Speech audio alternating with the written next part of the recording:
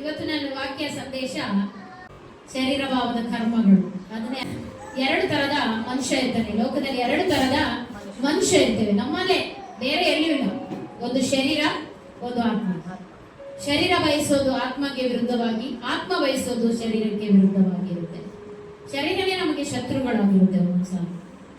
ಅದಕ್ಕೆ ಶರೀರ ಭಾವದ ಕರ್ಮ ಹಾಗೂ ಆತ್ಮನ ಫಲಗಳ ಬಗ್ಗೆ ಸ್ವಲ್ಪ ಹೊತ್ತು. ಆತ್ಮನ ಫಲಗಳು ಏನು, ಶರೀರ ಭಾವದ ಕರ್ಮದ ಬಗ್ಗೆ. ಮತ್ತಾಯನ ಬರೆದ ಸುವಾರ್ತೆ 7ನೇ ಅಧ್ಯಾಯ 17-18ನೇ ವಚನ ಯಾರಾದ್ರೂ ಹೋದ್ರಿ? ಹಾಗೆಯೇ ಒಳ್ಳೆ ಮರಗಳೆಲ್ಲ ಒಳ್ಳೆ ಫಲವನ್ನು ಕೊಡುವವು, ಉಳುಕು ಮರವು ಕೆಟ್ಟ ಫಲವನ್ನು ಕೊಡುವುದು.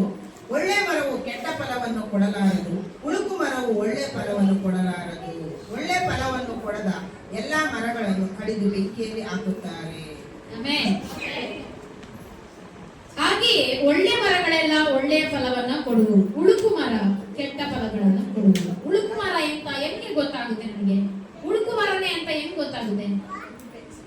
ಗೊತ್ತಾಗುದಿಲ್ಲ. ಕೆಲವೊಂದ್ಸಾರಿ ಒಳಗಡೆನೆ ಮರವನ್ನ ತಿಂದಿರುತ್ತೆ, ಮೇಲೆ ಮಾತ್ರ ಚೆನ್ನಾಗೇ ಇರುತ್ತೆ. ನಿಮ್ಗೆ ಗೊತ್ತಾ, ಟೊಮೊಟೊ ಹಣ್ಣು ತಗೊಂಡಿರ್ತೀರ, ನೋಡಕ್ಕೆ ಎಷ್ಟು ಚೆನ್ನಾಗಿರುತ್ತೆ, ಕುಯ್ದು ನೋಡಿ ಒಳಗಡೆ ಎಷ್ಟು ದೊಡ್ಡ ಹುಳಗಳು ಅಂತಲ್ಲ.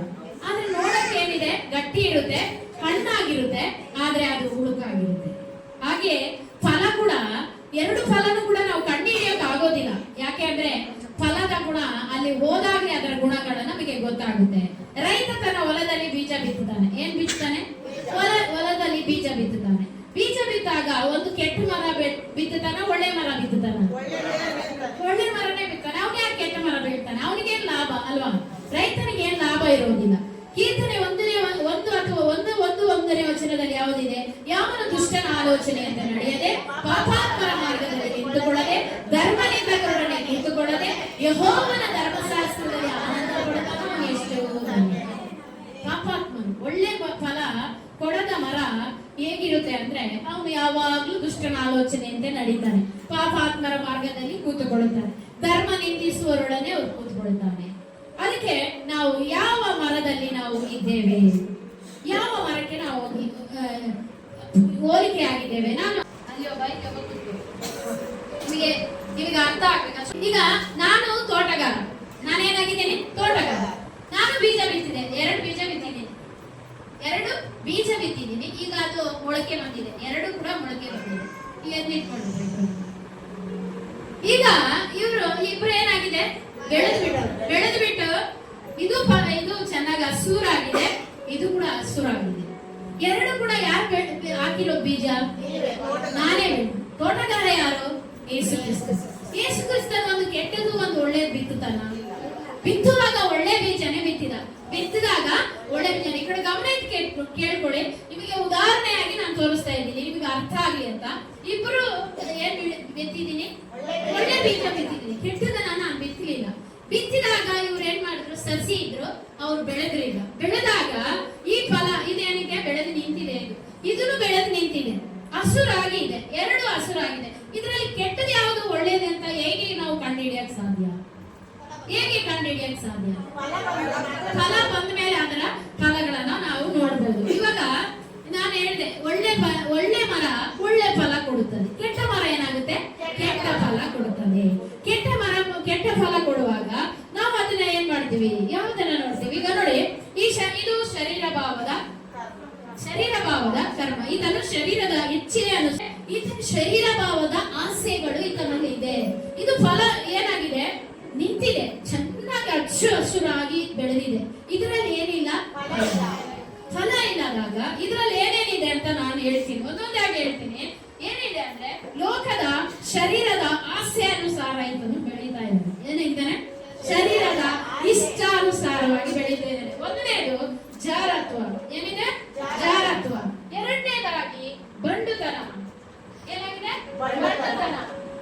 3ನೇದಾಗಿ ನಾಚಿಕೆ ಕೇಳುತ್ತನ. ಏನಾಗಿದೆ? ನಾಚಿಕೆ ಕೇಳುತ್ತನ. 4ನೇದಾಗಿ ವಿಗ್ರಹಾರಾಧನೆ. 5ನೇದಾಗಿ ಮಾಟ.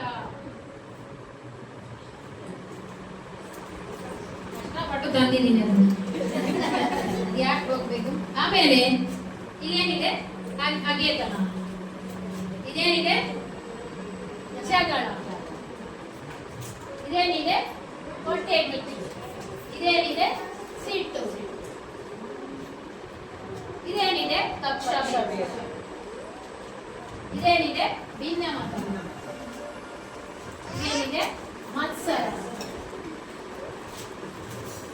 ದುಂದೌತನ.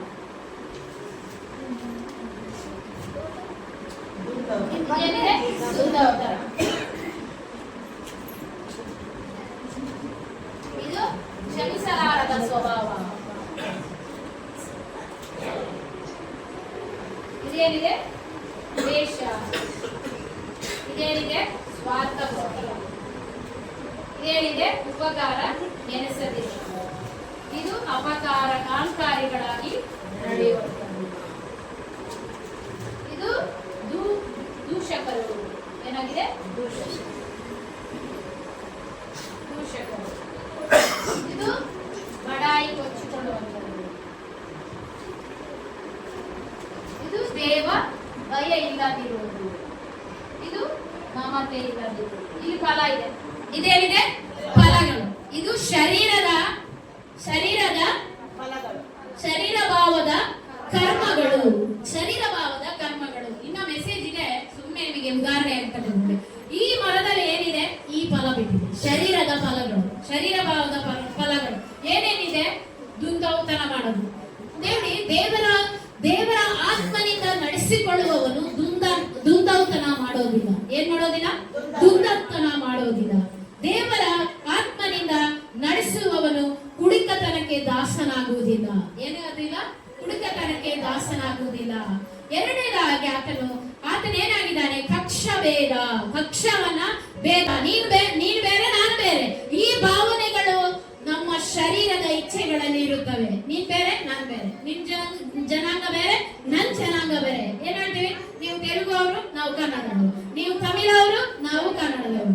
ನೀವು ಉರ್ದು ಅವರು, ನಾವು ಹಿಂದಿಯವರು. ಈ ತರ ಭೇದ ಭಾವಗಳು ನಮ್ಮಲ್ಲಿರೋದು. ದೇವರ ಭಯ ಇರೋದಿಲ್ಲ. ಯಾರಿಗೆ? ಶರೀರ ಭಾವದ ಕರ್ಮಕ್ಕೆ ದೇವರ ಭಯ ಇರೋದಿಲ್ಲ. ಬಡಾಯಿ ಕೊಚ್ಚಿಕೊಳ್ತಾರೆ. ಏನಿರೋದಿಲ್ಲ ಮನೆಯಲ್ಲಿ, ಆದ್ರೂ ಏನಿದೆ? ಬಡಾಯಿ ಕೊಚ್ಚಿಕೊಳ್ಳುವ ಭಾವನೆಗಳು ಅವರಲ್ಲಿರುತ್ತೆ. ಇದು ಶರೀರ ಭಾವದ ಕರ್ಮಗಳು. ಆಮೇಲೆ ಮಮತೆ ಇಲ್ಲದಿರುವುದು. ಯಾರ ಮೇಲೇನು ಕನಿಕರ ತೋರಿಸಂಗಿಲ್ಲ. ನಾನೇಕೆ ಅವ್ರಿಗೆ ಕನಿಕರ ತೋರಿಸಿ? ಈ ಸ್ವಭಾವ ಶರೀರದ ಇಚ್ಛೆಗಳು. ಶರೀರ ಭಾವದ ಕರ್ಮಗಳು 14 ಇದೆ. ಎಷ್ಟಿದೆ? 14. ಫಲಗಳು 9 ಇರೋದು. ಆದ್ರೆ ಶರೀರ ಭಾವದ ಕರ್ಮಗಳು 14 ಇದೆ. ಆದ್ರೆ ಮಮತೆ ಇಲ್ಲ. ಯಾರನ್ನೂ ದಯೆ ತೋರಿಸಂಗಿಲ್ಲ. ಯಾರನ್ನೂ ಕರುಣೆ ತೋರಿಸ. ಯೇಸು ಸ್ವಾಮಿ ಕರುಣೆ ಇಲ್ಲದಿದ್ರ? ಆ ಕರುಣೆ ಇಲ್ಲದಿದ್ರೆ ನಿಮ್ಮನ್ನ ಪ್ರೀತಿಸ್ತಾ ಇದ್ರ? ಆತನ ಕರುಣೆ ಉಳ್ಳವನು. ಆದ್ರೆ ಇವ್ರಿಗೆ ಈ ಮರಕ್ಕೆ ಏನಿಲ್ಲ? ಕರುಣೆ ಇಲ್ಲ, ಮಮತೆ ಇಲ್ಲ. ಅಹಂಕಾರಿಗಳು. ಏನಾದ್ರೆ ನಾನು ಬಗ್ಗಂಗಿಲ್ಲ, ಜಗ್ಗಂಗಿಲ್ಲ. ಅದು ದೇವರ ಮಕ್ಕಳ ಲಕ್ಷಣಗಳು ಅಲ್ಲ. ಒಂದೇ ಬಿತ್ತಿರೋದು, ಒಂದೇ ಬೀಜ ತಾನೇ ನಾನು ಬಿತ್ತಿರೋದು. ಆದ್ರೆ 2 ಫಲ ಹೆಂಗೆ ಬೆಳೀತು? ಈಗ ನೋಡಿ, ಸುಗ್ಗಿ ಕಾಲದಲ್ಲಿ ಗೋಧಿ ಬಿತ್ತಕ್ಕೆ ಹೋದ್ರು. ಬಿತ್ತಿದಾಗ ಅದ್ರೊಳಗಡೆ ಏನು ಬಿತ್ತು? ಅನಾಜಿನೂ ಬೆಳೀತು. ಅನಾಜಿನೂ ಬಿತ್ತಿದವ್ರು ಯಾರು? ಅನಾಜಿ ಯಾರು ಬಿತ್ತಲಿಲ್ಲ. ಸೈತಾನನು ಬಿತ್ತಿದ. ಅನಾಜಿನೂ ಬೆಳೀತು, ಗೋಧಿನೂ ಬೆಳೀತು. ಆದ್ರೆ ಸ್ವಾಮಿ ಹೇಳ್ತಾನೆ, ಎರಡನ್ನ ಹಣಚಿನ ಮಾತ್ರ ತೆಗಿಬೇಡ, ಅದು ಗೋಧಿ ಕೂಡ ಬೆಳೀಲಿ. 2 ಬೆಳೆದ ನಂತರ ಅದು ಸುಗ್ಗಿ ಕಾಲ ಬಂದಾಗ ಗೋಧಿಯನ್ನ ನನ್ನ ಕಣಜಲ್ಲಿ ಹಾಕುತ್ತೇನೆ, ಇದನ್ನ ಆರದ ಬೆಂಕಿಯಲ್ಲಿ ಹಾಕ್ತೇನೆ. ಯಾರನ್ನ? ಕಣಜಿಯನ್ನ. ನೋಡಿ, ಭಿನ್ನಮತ. ಆಮೇಲೆ ಬಂಡುತನ, ಜಗಳ. ಯಾವಾಗ ನೋಡಿದ್ರು ಮನೆಯಲ್ಲಿ ಜಗಳ. ಇದು ಶರೀರ ಭಾವದ ಕರ್ಮಗಳು. ನಮ್ಮನೇಲಿರುತ್ತೆ ಜಗಳ. ಆದ್ರಿಂದ ಶರೀರ ಭಾವದ ಕರ್ಮಗಳು ನಮ್ಮಲ್ಲಿ ಇನ್ನ ಇದೆ. ಆದಾಮನ ರಕ್ತ ಅಷ್ಟು ಬೇಗ ಹೋಗುತ್ತಾ? ಆ ರಕ್ತ ಹೋಗ್ಬೇಕಂದ್ರೆ ಯೇಸು ಕ್ರಿಸ್ತನ ರಕ್ತ ನಮ್ಮ ಶರೀರದಲ್ಲಿ ಹರಿತಾ ಇರಬೇಕು. ಆಮೇಲೆ ನಾಚಿಕೆ ಕೆಡುತ್ತಾನ. ಏನಾದ್ರೂ ಪರವಾಗಿಲ್ಲ, ನಾಚಿಕೆ ಬಿಟ್ಟೆ ಬದುಕ್ತಾರೆ ಈಗಿನ ಕಾಲದಲ್ಲಿ. ಅಂತ ಸ್ವಭಾವ ಯಾರಿಗಿರುತ್ತೆ? ಶರೀರ ಭಾವದ ಕರ್ಮಗಳಿಗೆ ಇರುತ್ತೆ. ಆಮೇಲೆ ವಿಗ್ರಹಾರಾಧನೆ ಅಂದ ತಕ್ಷಣ ಪೂಜೆ ಮಾಡೋದು ಒಂದೇ ಅಲ್ಲ. ವಿಗ್ರಹಾರಾಧನೆ ಒಂದು ಸಮುವೇಲ ಪುಸ್ತಕದಲ್ಲಿ 15ನೇ ಅಧ್ಯಾಯ 22ನೇ ವಚನ ಹೇಳುತ್ತೆ, ವಿಧೇಯತ್ವ ವಿಗ್ರಹಾರಾಧನೆಗೆ, ಹಠವು ಮಿಥ್ಯ ಭಕ್ತಿ ವಿಗ್ರಹಾರಾಧನೆಗೆ. ಹಠ ಮಾಡ್ತೀವಿ ನೋಡಿ ಮನೆಯಲ್ಲಿ. ನಾನು ಹೇಳಿದೆ, ಅವಿಧೇಯತ್ವವು ಮಿಥ್ಯ ಭಕ್ತಿ ವಿಗ್ರಹಾರಾಧನೆಗೆ ಸಮ. ಹಠ ಎಷ್ಟು ಹಿಡಿತೀಯೋ ನಿಮ್ಮ ಮನೆಯಲ್ಲಿ, ಇದೆಲ್ಲ ಇದಕ್ಕೆ ವಿಗ್ರಹಾರಾಧನೆಗೆ ಸಮಾನ. ಒಂದು ಪೂಜೆ ಮಾಡಿದ್ರೆ ಮಾತ್ರ ವಿಗ್ರಹಾರಾಧನೆ ಅಂತ ನಾವು ಭಾವಿಸ್ಕೊಳ್ಬಾರ್ದು. ಹಠ, ಅವಿಧೇಯತ್ವ, ಹಠವು ಮಿಥ್ಯ ಭಕ್ತಿಯು ವಿಗ್ರಹಾರಾಧನೆಗೆ ಸಮವಾಗಿದೆ. ಆ ತರಹದ ಸ್ವಭಾವ ನಮ್ಮಲ್ಲಿ ಇರೋದಾದ್ರೆ ಇನ್ನು ನಾವು ಎಲ್ಲಿದ್ದೀವಿ ನಾವು? ಶರೀರ ಭಾವದ ಕರ್ಮಗಳ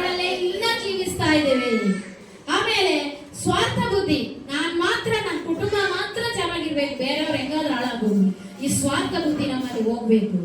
ಇನ್ನೊಬ್ಬರಿಗಾಗಿ ಚಿಂತಿಸುವ ಸ್ವಭಾವ ನನ್ನಲ್ಲಿ ನಿಮ್ಮಲ್ಲಿ ಬರಬೇಕು. ಹಂಗಂತ ಸ್ವಾರ್ಥ ಬುದ್ಧಿ ಇದ್ರೆ ಯೇಸು ಸ್ವಾಮಿ ನನ್ನನ್ನ ಯಾಕೆ ರಕ್ಷಿಸ್ತಾ ಇದ್ರು? ಆ ಸ್ಥಳದ ಸ್ವಾರ್ಥ ಬುದ್ಧಿ ಇದ್ರೆ ನಾನೊಬ್ಬನೇ ದೇವರ ಮಗನು, ನಾನು ಒಬ್ಬನೇ ರಕ್ಷಿಸಿಕೊಳ್ತೇನೆ ಅಂತ ಹೇಳಿ ತನ್ನ ಸ್ವಾರ್ಥ ಬುದ್ಧಿಯಿಂದ ಆತನು ರಕ್ಷಿಸ್ತಾ ಇಲ್ಲ. ಆದ್ರೆ ಸ್ವಾರ್ಥ ಬುದ್ಧಿಯನ್ನು ಬಿಟ್ಟು ಸ್ವಂತ ಸ್ವಬುದ್ಧಿಯವನ್ನ ಆಧಾರ ಮಾಡಿಕೊಳ್ಳದೆ ಪೂರ್ಣ ಮನಸ್ಸಿನಿಂದ ದೇವರಲ್ಲಿ ನಾವು ಭರವಸೆ ಇಡಬೇಕು. ಆಮೇಲೆ ಆತನ ಮೇಲಿನ ಇದೆ ಸಿಟ್ಟು. ಮಾತೆತ್ತಿದ್ರೆ ಸಿಟ್ಟು ಬರುತ್ತೆ ಮನೆಯಲ್ಲಿ ಅಲ್ವಾ?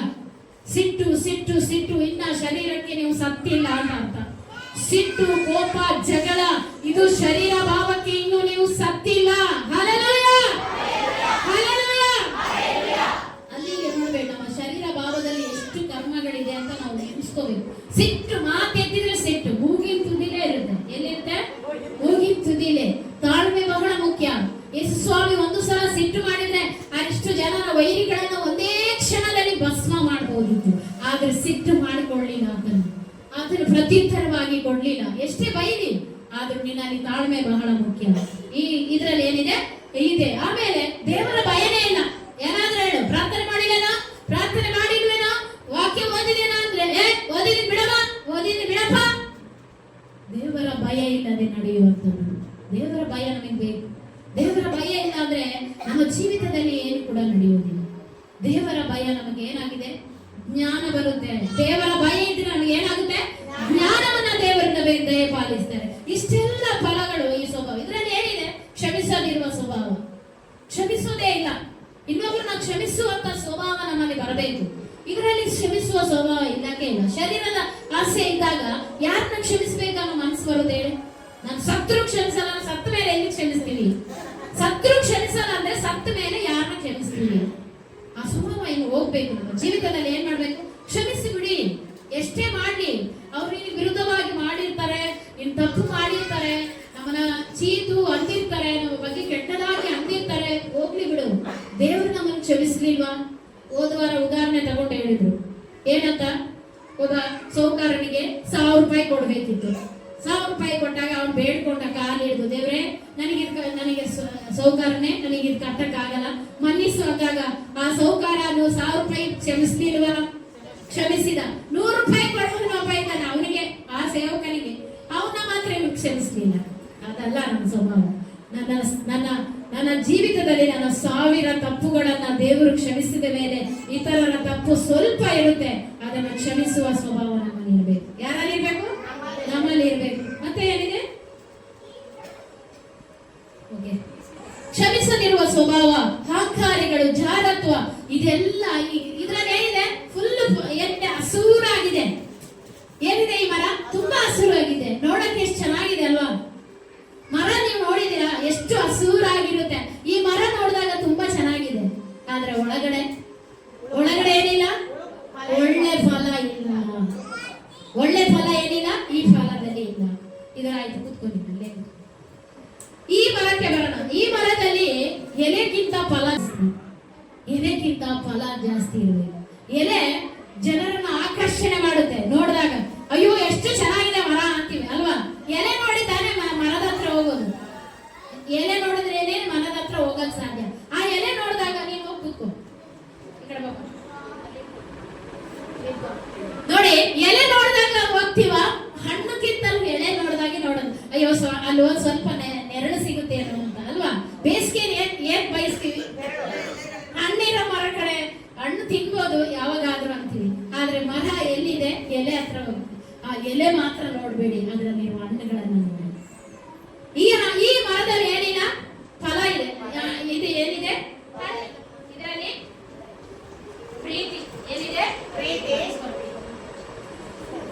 ಆಮೇಲೆ ಸಂತೋಷ, ಸಮಾಧಾನ, ದೀರ್ಘಶಾಂತಿ,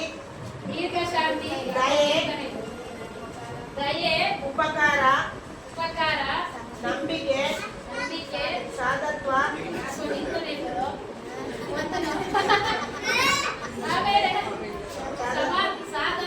ಕ್ಷಮೆ, ದಮೆ, ತಾಳ್ಮೆ ಉಳ್ಳದ್ದು, ದಯೆ ತೋರಿಸುವುದು, ಬಡಾಯಿ ಕೊಚ್ಚಿಕೊಳ್ಳುವುದಿಲ್ಲ.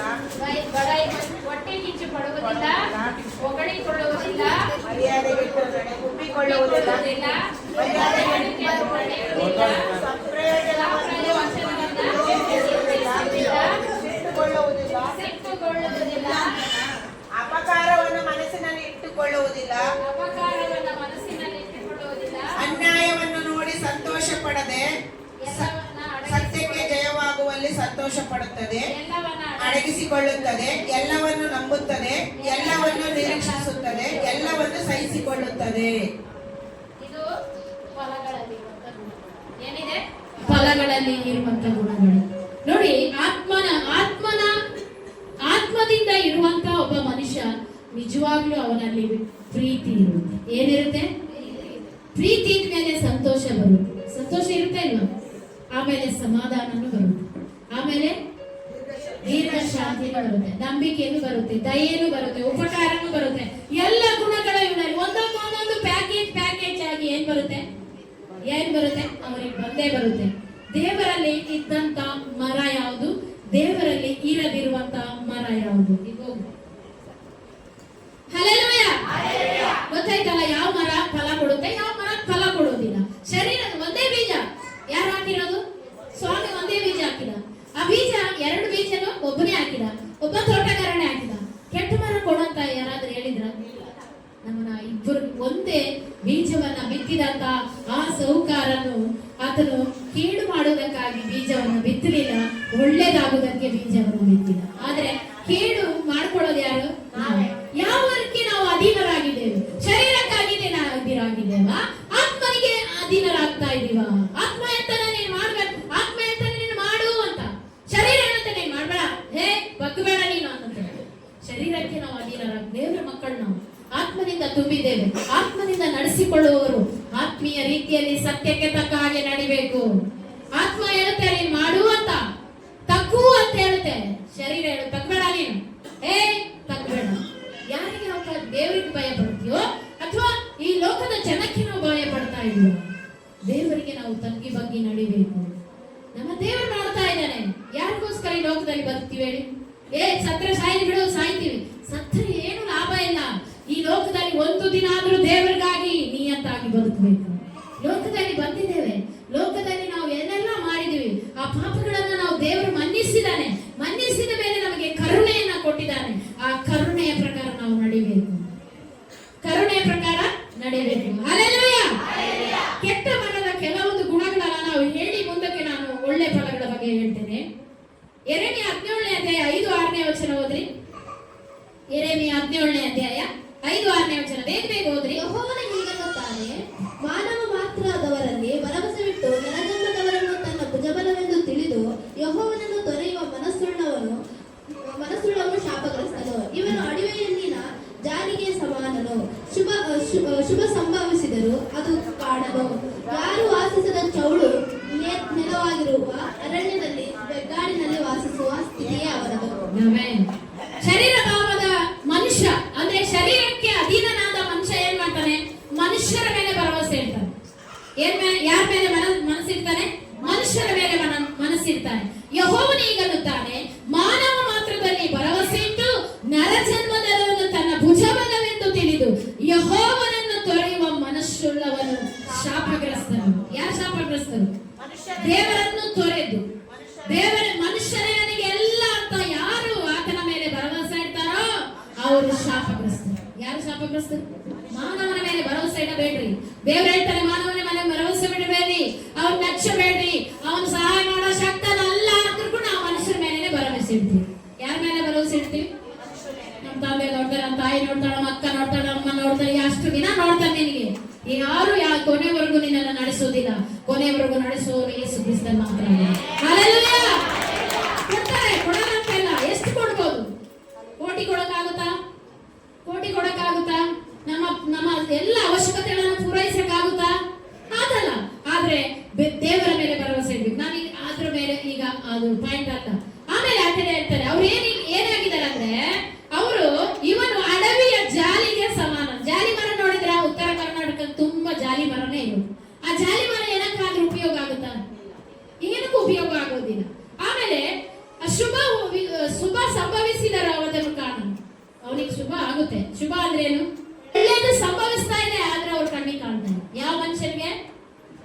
ಮನುಷ್ಯನಿಗೆ ಮನುಷ್ಯನ ಮೇಲೆ ಹಾಕಿಕೊಳ್ಳುವ ಒಬ್ಬ ಮನುಷ್ಯನಿಗೆ ಶುಭ ಒಳ್ಳೇದಾಗ್ತಾ ಇದ್ರು ಕೂಡ ಅವನ ಕಣ್ಣಿಗೆ ಕಾಣದಿರುತ್ತದೆ.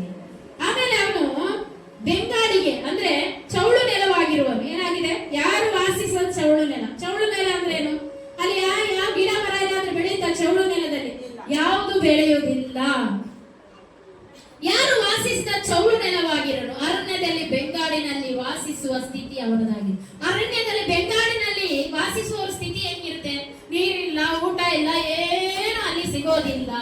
ಅಂತ ಸ್ಥಿತಿ ಮನುಷ್ಯರನ್ನ ನಂಬಿದ ಮನುಷ್ಯರ ಸ್ಥಿತಿ ಅಂತದಾಗಿರುತ್ತೆ. ಹಲ್ಲೆಲೂಯಾ. ನಮ್ಮ ಸ್ಥಿತಿ ಅಂತದಾಗಿರ್ಬಾರ್ದು. ಮನುಷ್ಯರ ಮೇಲೆ, ಡಾಕ್ಟರ್ಗಳ ಮೇಲೆ ಭರವಸೆ ಇಡಕ್ ಹೋಗ್ಬೇಡಿ. ಡಾಕ್ಟರ್ ಏನು ಮಾಡಕ್ಕಾಗಲ್ಲ. ಮೀರಿದ ಮೇಲೆ ಅವ್ನು ಹೇಳ್ತಾರೆ ನೀನ್ ದೇವ್ರನ್ನ ನೀನ್ ನೋಡ್ಕೊ ಅಂತ. ಮತ್ತೆ ಯಾರು ನೋಡೋದು? ದೇವ್ರ ಅಲ್ಲಿ ಡಾಕ್ಟರ್ ಹತ್ರ ಅಷ್ಟೆಲ್ಲ ದುಡ್ಡು ಕಟ್ಟಿ ಬಿಲ್ ಕಟ್ಟಿ ಅವ್ನು ಏನೆಲ್ಲ ಹೇಳಿದೆಲ್ಲ ತಂದ್ಕೊಟ್ಟಿವಿ. ಮತ್ತೆ ಅವ್ನು ಕೈ ಹಿಡಿಲಿಲ್ಲ ಅಂದ್ರೆ ಯಾರ ಹತ್ರ ಹೋಗೋದು? ದೇವ್ರೇ ಅಲ್ವಾ? ಅದಕ್ಕೆ ಮನುಷ್ಯರ ಮೇಲೆ ಬಂತು. ಡಾಕ್ಟರ್ ಮೇಲೆ ಹಾಕೊಳ್ಳಬೇಡಿ. ಡಾಕ್ಟರ್ ನಿನ್ನ ಜೀವ ಉಳಿಸೋದಿಲ್ಲ. ಡಾಕ್ಟರ್ ನಿನ್ನನ್ನು ಏನು ಮಾಡಕ್ ಆಗೋದಿಲ್ಲ. ದೇವಾದಿ ದೇವನು ಯೇಸು ಕ್ರಿಸ್ತನು ನಿನ್ನ ಪ್ರಾಣವನ್ನ ಉಳಿಸ್ತಾನೆ. ಹಲ್ಲೆಲೂಯಾ. ಮನುಷ್ಯರ ಮೇಲೆ ನಾವು ಭರವಸೆ ಇಡಬಾರದು. ಇನ್ನೊಂದು ಈತನ ಶರೀರ ಭಾವಕ್ಕೆ ಅಧೀನನಾಗಿದ್ದಾನೆ. ಗಲಾತ್ಯ 5:17 ಓದ್ರಿ. ಯಾರಾದ್ರೂ ಬೇಗ ಬೇಗ ಓದ್ರಿ. ಹಲ್ಲೆಲೂಯಾ. ನಿದ್ದೆ ಮಾಡ್ತಾ ಇದ್ದೀರಾ? ಯಾಕೆಂದರೆ ಶರೀರ ಭಾವವು ಅಭಿಲಾಷಿಸುವುದು ಆತ್ಮನಿಗೆ ವಿರುದ್ಧವಾಗಿದೆ, ಆತ್ಮನು ಅಭಿಲಾಷಿಸುವುದು ಶರೀರ ಭಾವಕ್ಕೆ ವಿರುದ್ಧವಾಗಿದೆ. ನೀವು ಸಾಕು 17ನೇ ಅಧ್ಯಾಯದಲ್ಲಿ ಅದನ್ನ ಹೇಳ್ತಾನೆ. ಶರೀರ ಭಾವಕ್ಕೆ ವಿರುದ್ಧವಾಗಿ ಆತ್ಮನಿಗೆ ವಿರುದ್ಧವಾಗಿ ಏನಾಗಿದೆ? ಶರೀರ ಭಾವ. ಯಾಕೆಂದ್ರೆ ಶರೀರ ಭಾವ ಅಭಿಲಾಷಿಸುವುದು ಆತ್ಮನಿಗೆ ವಿರುದ್ಧವಾಗಿ, ಆತ್ಮನ ಅಭಿಲಾಷಿಸುವುದು ಶರೀರ ಭಾವಕ್ಕೆ ವಿರುದ್ಧವಾಗಿ. ನೀವು ಮಾಡಲು ಇಚ್ಛಿಸುವುದನ್ನು ಮಾಡದಂತೆ ಒಂದಕ್ಕೊಂದು ಏನಾಗಿದೆ? ಹೋರಾಟ. ಶರೀರ ಹೇಳುತ್ತೆ ಮಲಗು ಅಂತ, ಆತ್ಮ ಹೇಳುತ್ತೆ ಅದು ಪ್ರಾರ್ಥನೆ ಮಾಡು ಅಂತ. ಆದ್ರೆ ಆತ್ಮಕ್ಕೆ ನಾವು ಕಿವಿ ಕೊಡಲ್ಲ. ಕಿವಿ ಕೊಡ್ತೀರಾ? ಎಷ್ಟು ಜನ ಕಿವಿ ಕೊಡ್ತೀರಾ? ಕೈ ಎತ್ರಿ. ಆತ್ಮ ಹೇಳುತ್ತೆ ಪ್ರಾರ್ಥನೆ ಮಾಡು ಅಂತ. ಎಷ್ಟು ಜನ ಪ್ರಾರ್ಥನೆ ಮಾಡ್ತೀರಾ? ಹೇಳಿದ ತಕ್ಷಣನೇ ಆತ್ಮನಿಗೆ ವಿಧೇಯರಾಗಿ ಎದ್ದು ಪ್ರಾರ್ಥನೆ ಮಾಡಿದವರು ಎಷ್ಟು ಜನ ಇದ್ದೀರಿ? ನಾನಿದ್ ನಂಬಲ್ಲ. ಯಾಕೆ ಅಂದ್ರೆ ಒಂದೊಂದ್ ದಿನ ಆತ್ಮನಿಗೆ ನಮಗೆ ಟೈರ್ಡ್ ಆಗಿರುತ್ತೆ, ಎದ್ದೇಳಕ್ ಆಗಲ್ಲ. ಆತ್ಮ ಹೇಳ್ತಾ ಇರ್ತಾನೆ ಎದ್ದು ಪ್ರಾರ್ಥನೆ ಮಾಡೋದು, ಆದ್ರೆ ನಾವು ಮಲ್ಕೊಂಡಿರ್ತೀವಿ. ಇಲ್ವಾ?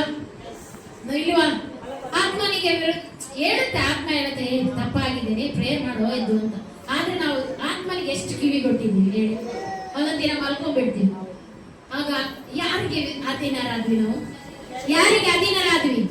ಶರೀರಕ್ಕೆ ಅಧೀನರಾದ್ರಿ. ಆತ್ಮನಿಗೆ ಅಧೀನರಾಗ್ತೀವಿ. ಒಂದೊಂದ್ ದಿನ. ಆದ್ರೆ ಎಲ್ಲಾ ದಿನದಲ್ಲೂ ನಾವು ಆತ್ಮನಿಗೆ ಅಧೀನರಾಗುವುದಿಲ್ಲ. ಅದಕ್ಕೆ ನಾವು ಯಾರಿಗೆ ಅಧೀನರಾಗಬೇಕು? ಆತ್ಮನಿಗೆ ಅಧೀನರಾಗ.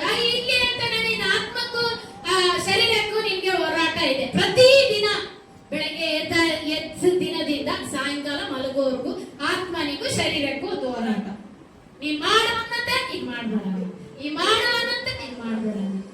ಈ ಹೋರಾಟದಲ್ಲಿ ಹೆಚ್ಚು ಸೋಲೋದು ನಾವು ಶರೀರಕ್ಕೆ ಅಧೀನರಾಗ್ತೀವಿ. ಇದಕ್ಕೇನಾಗ್ತೀವಿ? ನಾವು ಶರೀರಕ್ಕೆ ಅಧೀನರಾಗ್ತೀವಿ. ಅಲ್ಲಿ ಅವ್ರು ಮಾತಾಡುತ್ತೆ, ಆ ಶರೀರ ಹೇಳುತ್ತೆ ಅವ್ರ ಮುಖ ನೋಡ್ಬೇಡ, ನೋಡಕ್ ಹೆಂಗ ಅಂತ ನಿನಗೆ ಅಂತ ಹೇಳ್ತಾರೆ. ಆದ್ರೆ ನೀನ್ ಯಾರಿಗೆ ಅಧೀನರಾಗ್ತೀಯ? ಶರೀರಕ್ಕೆ. ಸುಳ್ಳು ಹೇಳ್ಬಾರ್ದು. ದೇವರ ಸನ್ನಿಧಾನ ನಿಂತು ಶರೀರಕ್ಕೆ ಅಧೀನರಾಗ್ತೀವಿ. ಕೆಲವೊಂದ್ಸಲ ಮುಖ ಹಿಂಗೆ ಮಾಡ್ಕೊಂಡು ಹೋಗ್ತೀವಿ. ಪ್ರೈಸ್ ಲಾರ್ಡ್ ಸಿಸ್ಟರ್ ಹಿಂಗೆ ಹೋಗ್ತೀವಿ. ಮಾಡ್ತೀವ ಇಲ್ವಾ? ಮಾಡ್ತೀವಿ. ನಮ್ಮ ಮನ್ಸು ಹೇಳುತ್ತೆ ಮಾತಾಡು ಅಂತ, ಆದ್ರೆ ಶರೀರ ಹೇಳುತ್ತೆ ಮಾತಾಡ್ಬೇಡ. ನೀನ ಅವಳ ಅಂದಿಲ್ವಾ? ಮೊನ್ನೆ ಎಲ್ಲರ ಮುಂದೆ ಮರ್ಯಾದೆ ತೆಗ್ದಿಲ್ವಾ? ಹೆಂಗ್ ಮಾತಾಡಿಸ್ತೀಯ ನೀನು? ನಾಚಿಕೆ ಬರಲ್ವಾ ನಿನಗೆ ಅಂತ ಶರೀರ. ಯಾರಿಗೆ ಅಧೀನರಾಗ್ತಾ ಇದ್ವಿ? ಶರೀರಕ್ಕ. ಶರೀರಕ್ಕೆ ಅಧೀನರಾಗಬಾರ್ದು. ನಾವು ದೇವರ ಮಕ್ಕಳು, ದೇವರಿಂದ ಅಭಿಷೇಕ ಹೊಂದಿದವರು, ದೇವರಿಂದ ತೊಳೆಯಲ್ಪಟ್ಟವರು, ಯೇಸು ಕ್ರಿಸ್ತನ ರಕ್ತದಿಂದ ತೊಳೆಯಲ್ಪಟ್ಟವರು. ಯೇಸು ಕ್ರಿಸ್ತನ ರಕ್ತದಿಂದ ಒಂದೇ ನೀರಿನಿಂದ ಏನಾಗಿದ್ವಿ? ದೀಕ್ಷಾಸ್ನಾನ ಆಗಿದ್ವಿ. ತೊಳೆಯಲ್ಪಟ್ಟಿಲ್ಲ. ನೀರಲ್ಲಿ ತೊಳೆಯಕ್ ಆಗಲ್ಲ ನಾವು. ದೀಕ್ಷಾಸ್ನಾನ ಒಂದೇ ನೀರಿನಿಂದ ತಿಳಿದು, ಬೇರೆ ಬೇರೆ ನೀರಿದ್ದ. ಇವ್ರಿಗೊಂದು ಕಲರ್, ಇವ್ರಿಗೊಂದು ವೈಟ್, ಇವ್ರಿಗೊಂದು ಬ್ಲಾಕ್ ಇತ್ತ ನೀರು. ಒಂದೇ ನೀರಿನಿಂದ ಸ್ನಾನ ಮಾಡಿದ್ದೀವಿ. ಒಂದೇ ರಕ್ತದಿಂದ ತೊಳೆಯಲ್ಪಟ್ಟ. ಏನ್ ರಕ್ತ? ಯೇಸು ಕ್ರಿಸ್ತನ ಪರಿಶುದ್ಧ ರಕ್ತದಿಂದ ನಾನು ನೀನು ತೊಳೆಯಲ್ಪಟ್ಟಿವಿ. ಯಾರಿಗೆ ಅದಿರ? ಅವ್ರು ಏನೇನು ಮಾಡ್ಲಿ, ಅವ್ರು ಮಾಡಿದ ಅವರಿಗೆ, ನಾನು ಮಾಡಿದ ನನಗೆ. ಕರ್ಮ ಯಾರಿಗೆ? ಅವ್ರವ್ರು ಮಾಡಿದ ಅವ್ರವ್ರಿಗೆ ಪ್ರತಿ ಮುಯಿ ತೀರಿಸಬೇಡ್ರಿ ಅಂತ ದೇವ್ರು ಹೇಳಿದ ಮೇಲೆ ನಾನು ನೀನು ಯಾರು ಮುಯಿ ತೀರಿಸೋದಕ್ಕೆ? ಯಾರಾದ್ರೂ ಆಗ್ತೀವ? ಮುಯಿ ತೀರಿಸುವಷ್ಟು ತಾಕತ್ತು ಶಕ್ತಿ ನಮಗಿದೆಯಾ? ದೇವ್ರಿಗಿಂತ ಶಕ್ತಿ ನಮಗಿದೆಯಾ? ಇದ್ರೆ ಹೋರಾಡಿ, ಪರವಾಗಿಲ್ಲ, ಹೋರಾಡಿ. ನೀವು ನನಗೆ ಶಕ್ತಿ ಇದೆ, ನಾನು ಹೋರಾಡ್ತೀನಿ ಅಂದ್ರೆ ನೀವು ಹೋರಾಡಿ. ಆದ್ರೆ ದೇವರು ನಮಗೆ ನಮ್ ಜೊತೆ ಇದ್ದ ಆತನ ಹೋರಾಡ್ತಾನೆ. ಏನ್ ಮಾಡ್ತಾನೆ? ಹಲ್ಲೆಲೂಯಾ!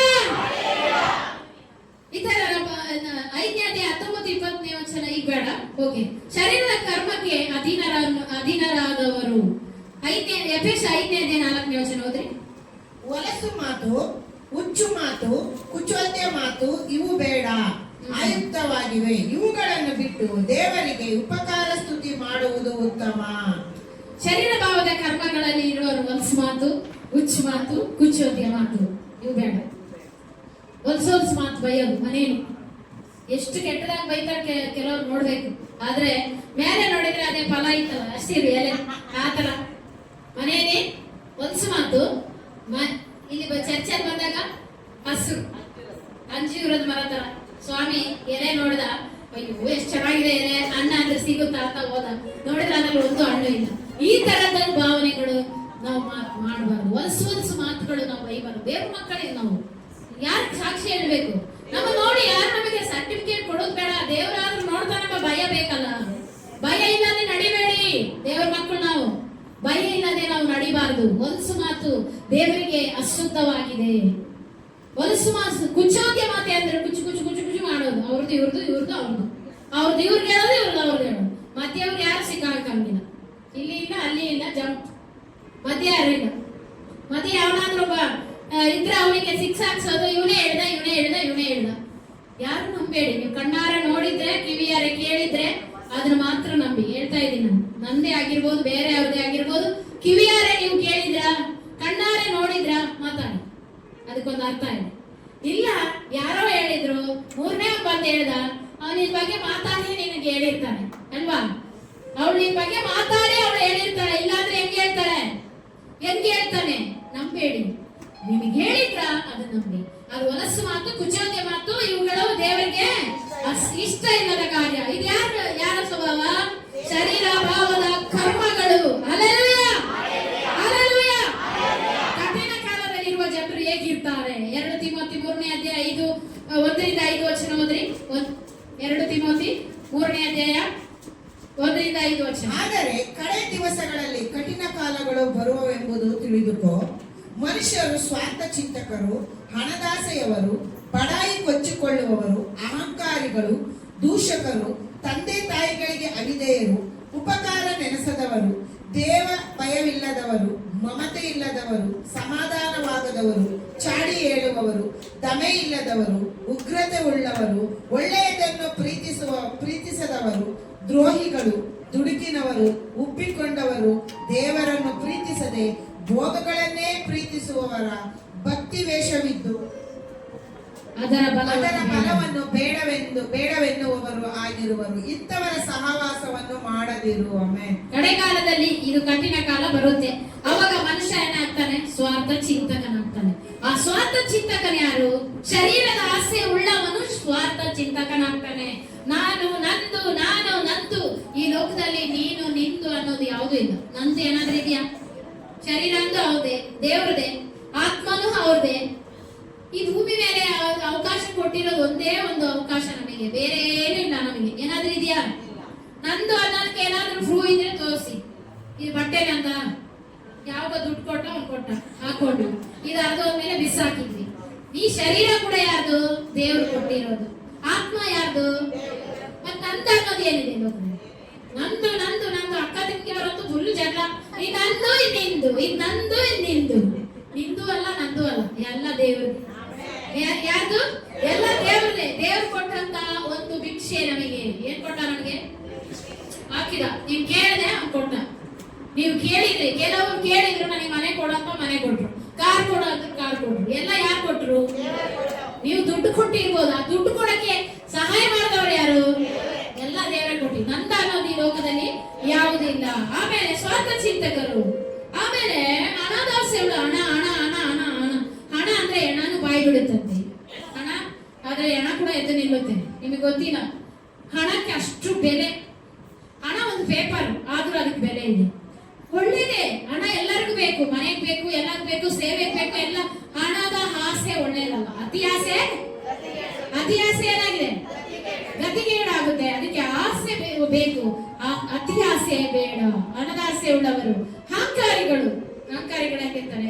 ನಾನು ಯಾರಿಗೂ ಭಯ ಪಡಲ್ಲ, ನಂತೆ ಭಯ ಪಡಬೇಕಾಗುತ್ತೆ. ಎಲ್ಲರಿಗೂ ಭಯ ಪಡಲೇಬೇಕು. ದೇವರು ಹೇಳ್ತಾನೆ, ದೇವರ ದಯೆ ಮನುಷ್ಯರ ದಯೆ ಎಲ್ಲರ ಮೇಲೆ ಬೇಕು. ಬೇಕಾ ಬೇಡವಾ? ದೇವರೇ ಬೇಕಂದ್ರೆ ದೇವ್ರಿಗೆ ಸಹಾಯ ಮಾಡ್ಬೇಕಲ್ವಾ? ದೇವರೇ ಬಂದು ಇಳಿಬೇಕಿದೆ. ಯಾರನ್ನ ಇಟ್ಟಿದ್ದಾರೆ ನಮಗೆ? ಮನುಷ್ಯನ ಸಹಾಯಕ್ಕಾಗಿ ಇಟ್ಟಿದ್ದಾರೆ. ಎಲ್ಲರೂ ಸಹಾಯಕ್ಕಾಗಿ. ಒಬ್ಬ ಕಾಲು, ಒಬ್ಬ ಕೈ, ಒಬ್ಬ ಮೂಗು ಯಾಕೆ ದೇವರು ಉಂಟು ಮಾಡ್ಬೇಕಾಗಿತ್ತು? ಎಲ್ಲ ಅಂಗಗಳೇ. ಅದರಲ್ಲಿ ಒಂದು ಅಂಗ ನಾನು ನೀವು ಆಗಿದ್ದೀವಿ. ಎಲ್ಲ ದೇವರ ಅಂಗಾಂಗದಲ್ಲಿ, ಒಂದು ಶರೀರದಲ್ಲಿ, ದೇವರ ಶರೀರದಲ್ಲಿ ನಾನು ನೀವು ಒಂದೊಂದು ಅಂಗಾಂಗಗಳು ಏನಾಗಿದ್ದೇವೆ? ಅಂಗಾಂಗಗಳು. ಅಂದ್ಮೇಲೆ ನಮಗೆ ಆಕಾರ ಒಳ್ಳೇದಲ್ಲ. ದೂಷಕರು ದೂಷಿಸ್ತವ್ರೆ. ಅವ್ರನ್ನ ದೂಷಿಸೋದು, ಇವ್ರನ್ನ ದೂಷಿಸೋದು. ನಾವು ಅವ್ರು ಸರಿ ಇಲ್ಲ, ಇವ್ರು ಸರಿ ಇಲ್ಲ, ನಾವೆಷ್ಟು ಸರಿ ಇದ್ದೀವಿ? ಪ್ರಶ್ನೆ ನಾವು ಮಾಡ್ಕೊಂಡ್ರೆ, ಈಗ ನಾನು ಹೇಳ್ತೇನೆ ಇವ್ರು ಸರಿ ಇಲ್ಲ ನೋಡು, ಇವ್ರು ಸರಿ ಇಲ್ಲ ಅಂದ ತಕ್ಷಣ 3 ಬೆರಳು ನನ್ನೇ ತೋರಿಸ್ತೇನೆ, ನಾನು ಎಷ್ಟು ಸರಿ ಇದ್ದೀನಿ. ಫಸ್ಟ್ ನನ್ನನ್ನು ನಾನು ಪರೀಕ್ಷೆ ಮಾಡ್ತೇನೆ. ಆಮೇಲೆ ತಂದೆ ತಾಯಿಗಳನ್ನ ಅವಿದೇಯರು ತಂದೆ ತಾಯಿಗಳಿಗೆ ಬೆಲೆನೇ ಕೊಡೋದಿಲ್ಲ. ದೊಡ್ಡವರಾದ್ರೆ, ಮೀಸೆ ಬಂದ್ರೆ, ಹೆಣ್ಣು ಮಕ್ಕಳು ದೊಡ್ಡವರಾದ್ರೆ ತಂದೆ ತಾಯಿಗೆ ಬೆಲೆ ಕೊಡೋದಿಲ್ಲ. ತಂದೆ ತಾಯಿಗೆ ಬೆಲೆ ಕೊಡದಿರುವ ಮಕ್ಕಳು ದೇವರಿಗೆ ಇಷ್ಟ ಇಲ್ಲ. ಏನಿಲ್ಲ?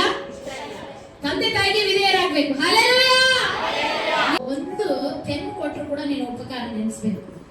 ಅವ್ರೇನು ಸುಮ್ಮನೆ ಕೊಟ್ರ? ಅವ್ರಿಗೆ ಬಂದಿತ್ತ ಸುಮ್ಮನೆ ಕೊಡಕ್ಕೆ? ಅದು ಕಾಸು ಕೊಟ್ಟಿಲ್ವಾ? ಕಾಸು ಕೊಟ್ಟು ತಂದ್ರ ಇಲ್ವಾ?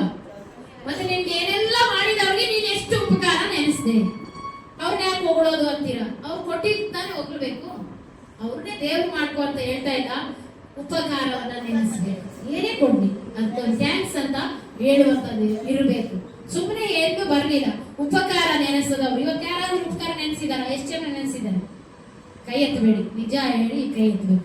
ಯಾಕಂದ್ರೆ ಉಪಕಾರ ನೆನೆಸದವರು ದೇವ ಭಯ ಇಲ್ಲ. ದೇವ್ರ ಭಯ ಇಲ್ಲ ಅಂದ್ರೆ ಹೆಂಗೆಲ್ಲ ನಡ್ಕೊಳ್ತೀವಿ. ದೇವ್ರ ಭಯ ಇದ್ರೆ ಅವನಲ್ಲಿ ಭಯ ಇರುತ್ತೆ. ನಾವು ಮಾಡಬಾರ್ದು, ನಾವು ಒಳ್ಳೆಯದನ್ನ ಮಾಡಬೇಕು. ಕೆಟ್ಟದನ್ನ ಎಷ್ಟಂತ ನಾವು ಮಾಡೋದು, ಕೆಟ್ಟದನ್ನ ಮಾಡಿ ನರಕಕ್ಕೆ ಯಾಕೆ ಹೋಗೋದು ಅಂತ ಅವನಿಗೆ ಜ್ಞಾನ ಇರುತ್ತೆ. ದೇವರ ಭಯ ನಮ್ಮಲ್ಲಿ ಪ್ರತಿಯೊಬ್ಬರಿಗೂ ಬರಬೇಕು. ದೇವರ ಭಯ ಇದ್ರೆ ಬೆಳಗ್ಗೆ 5 ಗಂಟೆಗೆ ಎದ್ದು ಪ್ರಾರ್ಥನೆ ಮಾಡ್ತೀವಿ. ದೇವರ ಭಯ ಇದ್ರೆ ಬೆಳಗ್ಗೆ 9 ಗಂಟೆ ಕರೆಕ್ಟ್ ಆಗಿ ಸಭೆಯಲ್ಲಿ ಇರ್ತೀವಿ. ದೇವರ ಭಯ ಇದ್ರೆ ನಾವು ಯಾವ ಪ್ರಾರ್ಥನೆಗೂ ಮಿಸ್ ಮಾಡೋದಿಲ್ಲ. ಯಾಕೆ ಹೇಳು? ಲೆಕ್ಕ ಕೇಳೋ ಪಾಸ್ಟರ್ ಅಲ್ಲ ದೇವರು. ಯಾಕೆ ಕೇಳ್ತಾರೆ? ದೇವ್ರು ಕೇಳ್ತಾರೆ ಇಲ್ವಾ? ಭೂಮಿ ಮೇಲೆ ಕಳಿಸಿದ ಮೇಲೆ ನಿನ್ನ ಲೆಕ್ಕ ಕೇಳ್ತಾನೆ. ನಿನಗಾಗಿ ಎಲ್ಲ ಮಾಡಿದೆ, ನಿನಗಾಗಿ ಕುಟುಂಬ ಕಟ್ಕೊಟ್ಟೆ, ನಿನಗಾಗಿ ಕಾರ್ ಕೊಟ್ಟೆ, ನಿನಗಾಗಿ ಮನೆ ಕೊಟ್ಟೆ, ನಿನಗಾಗಿ ಎಲ್ಲ, ನನಗಾಗಿ ನೀನ್ ಏನ್ ಮಾಡಿದೆ? ಏನ್ ಹೇಳ್ತೀರ ಉತ್ತರ? ಸಮಯ ಇರ್ಲಿಲ್ಲ, ನನ್ನ ಟೈಮ್ ಇರ್ಲಿಲ್ಲ, ಇದೆಲ್ಲ ನೆಪ ದೇವ್ರು ಕೇಳಲ್ಲ. ನೆಪ ಎಲ್ಲ ದೇವ್ರ ಮುಂದೆ ಆಗಲ್ಲ. ಇಸ್ರಾಯೇಲರ ನೆಪಗಳನ್ನು ಹೇಳಿದ್ರು. ದೇವ್ರ ನೆಪಗಳನ್ನು ಇಷ್ಟಪಟ್ನ? ನೆಪಗಳ ಹೇಳೋದಲ್ಲ. ನಿನಗಾಗಿ ಎಲ್ಲ ಮಾಡಿದ್ದಾನೆ. ಆರೋಗ್ಯ ಕೊಟ್ಟಿದ್ದಾರೆ. ಯಾರಿಗೂ ಇಲ್ಲದ ಭಾಗ್ಯವನ್ನು ನಮಗೆ ಕೊಟ್ಟರು. ಎಷ್ಟು ಜನ ನಮ್ಮ ವಯಸ್ಸಿನವರು ಎಷ್ಟು ಜನ ಸತ್ತೋದ್ರು ನೆನ್ಸ್ಕೊಳ್ಳಿ. ನಮಗೆ ಇರುವಂತ ಜನರು ಎಷ್ಟು ಜನ ಇವತ್ತು ಆಸ್ಪತ್ರೆಯಲ್ಲಿ ನರಳ್ತಾ ಇದ್ದಾರೆ. ಕಿಡ್ನಿ, ಲಿವರು, ಹಾರ್ಟ್ ಪ್ರಾಬ್ಲಮ್ ಇಂದ ಎಲ್ಲದರಿಂದ ಅವರು ಇವತ್ತು ನರಳ್ತಿರುವಾಗ ನಿನಗೆ ಒಳ್ಳೆ ಆರೋಗ್ಯ ಕೊಟ್ಟಿದ್ದಾನಲ್ಲ, ನಾವೆಷ್ಟು ಮಾಡ್ಬೇಕು? ಹಲ್ಲೆಲೂಯಾ! ನಾನು ನೀನು ಎಷ್ಟು ದೇವರಿಗೆ ಮಾಡಿದ್ದೀವಿ. ಏನಾಗಿದೆ? ದೇವ ಭಯ ಇಲ್ಲದವರು, ಪ್ರೀತಿಸಿದವರು, ದ್ರೋಹಿಗಳು, ಉಗ್ರತೆ ಉಳ್ಳವರು, ಒಳ್ಳೆಯದನ್ನ ಪ್ರೀತಿಸದವರು, ಉಬ್ಬಿಕೊಂಡವರು, ದೇವರನ್ನ ಪ್ರೀತಿಸಿದೆ ಭೋಗಗಳನ್ನೇ ಪ್ರೀತಿಸ್ತಾರೆ. ಭೋಗ ಅಂದ್ರೆ ಏನು? ಲೋಕದ ಎಲ್ಲ ಆಸೆಗಳಿಗೆ ಭಯ. ಇವತ್ತು ಭಾನುವಾರ ಅಂತ ಸಭೆ ಗೊತ್ತಿದ್ದು ಕೂಡ ನಾವು ಏನಾಗ್ತೀವಿ? ಲೋಕದ ಭೋಗಗಳಿಗೆ ಹೆಚ್ಚು ಅಧೀನವಾಗ್ತೀವಿ. ದೇವರಿಗೆ ಕೊಡಲ್ಲ. ಇವತ್ತು ಭಾನುವಾರ ನೀ ತಪ್ಪದೇ ಬಂದ್ರು ಬಂದಿಲ್ಲ ಅಂದ್ರೂ ಲೆಕ್ಕ ಯಾರು ಕೊಡ್ಬೇಕು? ಯಾರಿಗೆ ಕೊಡ್ಬೇಕು? ದೇವ್ರಿಗೆ. ದೇವ್ರು ಹೇಳ್ತಾನೆ, ನಿನಗೆ 6 ದಿನ ಕೆಲ್ಸಕ್ಕೆ ಎಲ್ಲ ನಿನಗೆ ಏನೇನ್ ಮಾಡ್ಕೋಬೇಕು ಎಲ್ಲ ಕೊಟ್ಟೆ. 1 ದಿನ ಕೇಳು. ಎಷ್ಟು ದಿನ ಕೇಳಿದ್ರೆ ಅವರು? 6 ದಿನ ನಿಮ್ ಕೆಲಸ ಕಾರ್ಯಗಳು ಬಿಟ್ರು. 7 ದಿನ ಒಂದೇ ಒಂದಿನ. ಎಷ್ಟು ಪೂರ್ತಿ ಯಾರಾದ್ರೂ ಬರೋರಿದ್ರ? ಬೆಳಗ್ಗೆಯಿಂದ ಸಾಯಂಕಾಲವರೆಗೂ ಇಲ್ಲೇ ಕೂತ್ಕೊಳ್ಳಿ ಅಂತ ಯಾರಾದ್ರೂ ಹೇಳಿದ್ರ? ಇಲ್ಲ. 2:30 ಅಥವಾ 3 ಗಂಟೆ ನನ್ನ ಆಲಯದಲ್ಲಿ ಕೂತ್ಕೊಂಡಿರು. ಅಷ್ಟು ಮಾಡಿದ್ಮೇಲೆ ದೇವ್ರು ನಮ್ಮ ಲೆಕ್ಕ ಕೇಳ್ತಾನೆ ಇಲ್ವಾ? ಕೇಳ್ತಾನೆ. ಆಮೇಲೆ ಏನಾಗಿದೆ? ಭಕ್ತಿಯ ವೇಷ ಹಾಕೊಳ್ತಾರೆ, ಅದರ ಬಲ ಮಾತ್ರ ಬೇಡ. ಭಕ್ತಿ ವೇಷ ತುಂಬಾ ಇದೆ. ಭಕ್ತಿ ಹಾಕೊಳ್ತೀವಿ ನೋಡಿದ್ರೆ ನಾವು ಪ್ರಾರ್ಥನೆ ಇಷ್ಟುದ್ದ ಇರುತ್ತೆ. ಪ್ರಾರ್ಥನೆ, ಭಕ್ತಿ, ವಾಕ್ಯಗಳು ಎಲ್ಲ ಇರುತ್ತೆ. ಆದ್ರೆ ದೇವರು ಒಳಗಡೆ ಭಕ್ತಿ ಇದೆಯಾ? ಒಳಗಡೆ ಭಕ್ತಿ ಇದೆಯಾ? ದೇವರು ನಮ್ಮ ವಯಸ್ಸು ಮೇಲಿನ ಭಕ್ತಿನ ಒಳಗಡೆ ಭಕ್ತಿನ ಹೇಳಿ? ಒಳಗಡೆ ಭಕ್ತಿ, ಯಥಾರ್ಥ ಭಕ್ತಿ, ಕಪಟ ಭಕ್ತಿ ಅಲ್ಲ ದೇವರು ಕೇಳೋದು. ಒಳಗಡೆ ನೀಯತ್ತಾಗಿ ಭಕ್ತಿ ಇದೆಯಾ? ಆ ಭಕ್ತಿ ಇದ್ರೆ ನೀನು ಯಥಾರ್ಥವಾಗಿ ಒಂದೇ ಒಂದು ಸಣ್ಣ ಪ್ರಾರ್ಥನೆ ಮಾಡಿದ್ರು ದೇವರು ಕೇಳ್ತಾರೆ. ಹಲ್ಲೆಲೂಯಾ! ಎಲಿಯ ಎಷ್ಟು ದೊಡ್ಡ ಪ್ರಾರ್ಥನೆ ಮಾಡ್ದ? 450 ಬಾಳನ ಪ್ರವಾದಿಗಳಲ್ಲಿ ಎಲಿಯ ಒಬ್ಬ ನೀತಿವಂತನು. ಯಾರಂತ? ಎಲಿಯ ಒಬ್ಬ ನೀತಿವಂತನು ಒಂದೇ ಪ್ರಾರ್ಥನೆ ಮಾಡಿದ, ದೇವರೇ ಪರಲೋಕದ ಬೆಂಕಿ ಇಳಿಸು ಅಂತ. ಒಂದೇ ಬೆಂಕಿ ಬಂತ ಇಲ್ವಾ? ಆಮೇಲೆ ಅವನ ಭಕ್ತಿ ಏನಾಗಿತ್ತು? ಯಥಾರ್ಥ ಭಕ್ತಿ. ಏನಾಗಿತ್ತು? ಯಥಾರ್ಥ ಭಕ್ತಿ. ನೀನ್ ಯಾರು ನೋಡ್ತಾರೋ ಬಿಡ್ತಾರೋ, ನಿನ್ಗೆ ಯಾರು ಸರ್ಟಿಫಿಕೇಟ್ ಕೊಡಲ್ಲ. ಕೊಡ್ತಾರ ಯಾರಾದ್ರೂ? ನೀನ್ ಇಷ್ಟು ಪ್ರಾರ್ಥನೆ ಮಾಡಿದ್ರೆ ತುಂಬಾ ಫುಲ್ ಪವರ್ಫುಲ್ ಅಂತ ಯಾರಾದ್ರೂ ಸರ್ಟಿಫಿಕೇಟ್ ಕೊಡ್ತಾರ? ಯಾರು ಕೊಡಲ್ಲ. ನಮ್ಮ ಭಕ್ತಿ ದೇವರಿಗೆ ಮೆಚ್ಚುಗೆ ಆಗಿರ್ಬೇಕು. ದೇವ ಭಕ್ತಿ, ನಾವು ದೇವ ಭಕ್ತಿಯನ್ನು ನಾವು ಆಧಾರ ಮಾಡಿಕೊಂಡು ನಾವು ದೇವರಲ್ಲಿ ಜೀವಿಸುವಾಗ ದೇವರು ನಮ್ಮ ಭಕ್ತಿಯನ್ನು ಮೆಚ್ಚುತ್ತಾನೆ. ಹಲ್ಲೆಲೂಯಾ! ಹಲ್ಲೆಲೂಯಾ! 2 ತಿಮೋಥಿ 2ನೇ ಅಧ್ಯಾಯ 16ನೇ ವಚನ ಓದ್ರಿ. ಪ್ರಾಪಂಚಿಕವಾದ ಆ ಹರಟೆ ಮಾತುಗಳಿಗೆ ದೂರವಾಗಿರು, ಅವುಗಳಿಗೆ ಮನಸ್ಸು ಕೊಡುವವರು ಹೆಚ್ಚೆಚ್ಚಾಗಿ ಭಕ್ತಿಹೀನರಾಗುವರು. ಹರಟೆ ಮಾತುಗಳು, ಪ್ರಪಂಚದ ಹರಟೆ ಮಾತುಗಳು. ಪ್ರಾರ್ಥನೆ ಸಮಯ ಗೊತ್ತಿದೆ, ಈ ಪ್ರಾರ್ಥನೆ ನಡೀತಾ ಇದೆ ಅಂತ ಗೊತ್ತು. ಪಕ್ಕದ ಮನೆಯವ್ರ ಹತ್ರ ಕತೆ ಬಿಡುವಂತದ್ದು ಏನಿದೆ? ಇದೇನಿದು? ಹರಟೆ ಮಾತು. ದಿನೇ ದಿನೇ ಏನಾಗ್ತೀಯ ಹರಟೆ ಮಾತಿಂದ? ಏನಾಗ್ತಾ ಇದೆ ಅಂತ ವಾಕ್ಯ ಹೇಳ್ತಾ ಇದೆ? ಭಕ್ತಿಹೀನತೆ. ದಿನ ದಿನ ನೀನು ಭಕ್ತಿ ವೃದ್ಧಿ ಆಗಲ್ಲ. ಇನ್ನೊಬ್ಬರ ಹತ್ರ ಹರಟೆ ಮಾತುಗಳನ್ನ ಆಡಿದ್ರಿಂದ ಭಕ್ತಿ ವೃದ್ಧಿ ಆಗೋದಿಲ್ಲ, ಭಕ್ತಿಹೀನತೆ ಆಗುತ್ತೆ. ಪ್ರಾರ್ಥನೆಗೆ ಹೋದಾಗ ಭಕ್ತಿ ವೃದ್ಧಿ ಆಗುತ್ತೆ. ಪ್ರಾರ್ಥನೆ ಬಿಡದೆ ಇನ್ನೊಬ್ಬರ ಮನೆಯಲ್ಲಿ ಕತೆ ಬಿಡೋದ್ರಿಂದ ನಮಗೆ ಭಕ್ತಿಹೀನತೆ ಖಂಡಿತ. ಅದೇನಾಗುತ್ತೆ? ಭಕ್ತಿಹೀನತೆ ಆಗಿ ಆಮೇಲೆ ಭಕ್ತಿ ಎಲ್ಲ ಹೋಗಿ ಏನಾಗುತ್ತೆ? ಏನು ಇರೋದಿಲ್ಲ ಮನೆಯಲ್ಲಿ. ಹಾಗೆ ಭಕ್ತಿಹೀನತೆ ಆಗುತ್ತೆ. ಭಕ್ತಿಹೀನತೆಯಲ್ಲಿ ನಾವು ಇರಬಾರದು. ಯೋಹಾನ ಬರೆಸುವಾರ್ತೆ 15ನೇ ಅಧ್ಯಾಯ 8ನೇ ವಚನ ಹೀಗೆ ಹೇಳುತ್ತೆ,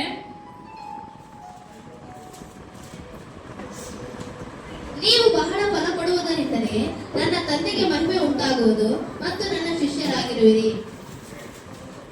ನೀವು ಬಹಳ ಫಲ ಕೊಡುವುದರಿಂದ ನನ್ನ ತಂದೆಗೆ ಏನಾಗುತ್ತೆ? ಮಹಿಮೆ ಉಂಟಾಗುತ್ತೆ. ಆಗ ನೀವೇನಂತೀರಾ?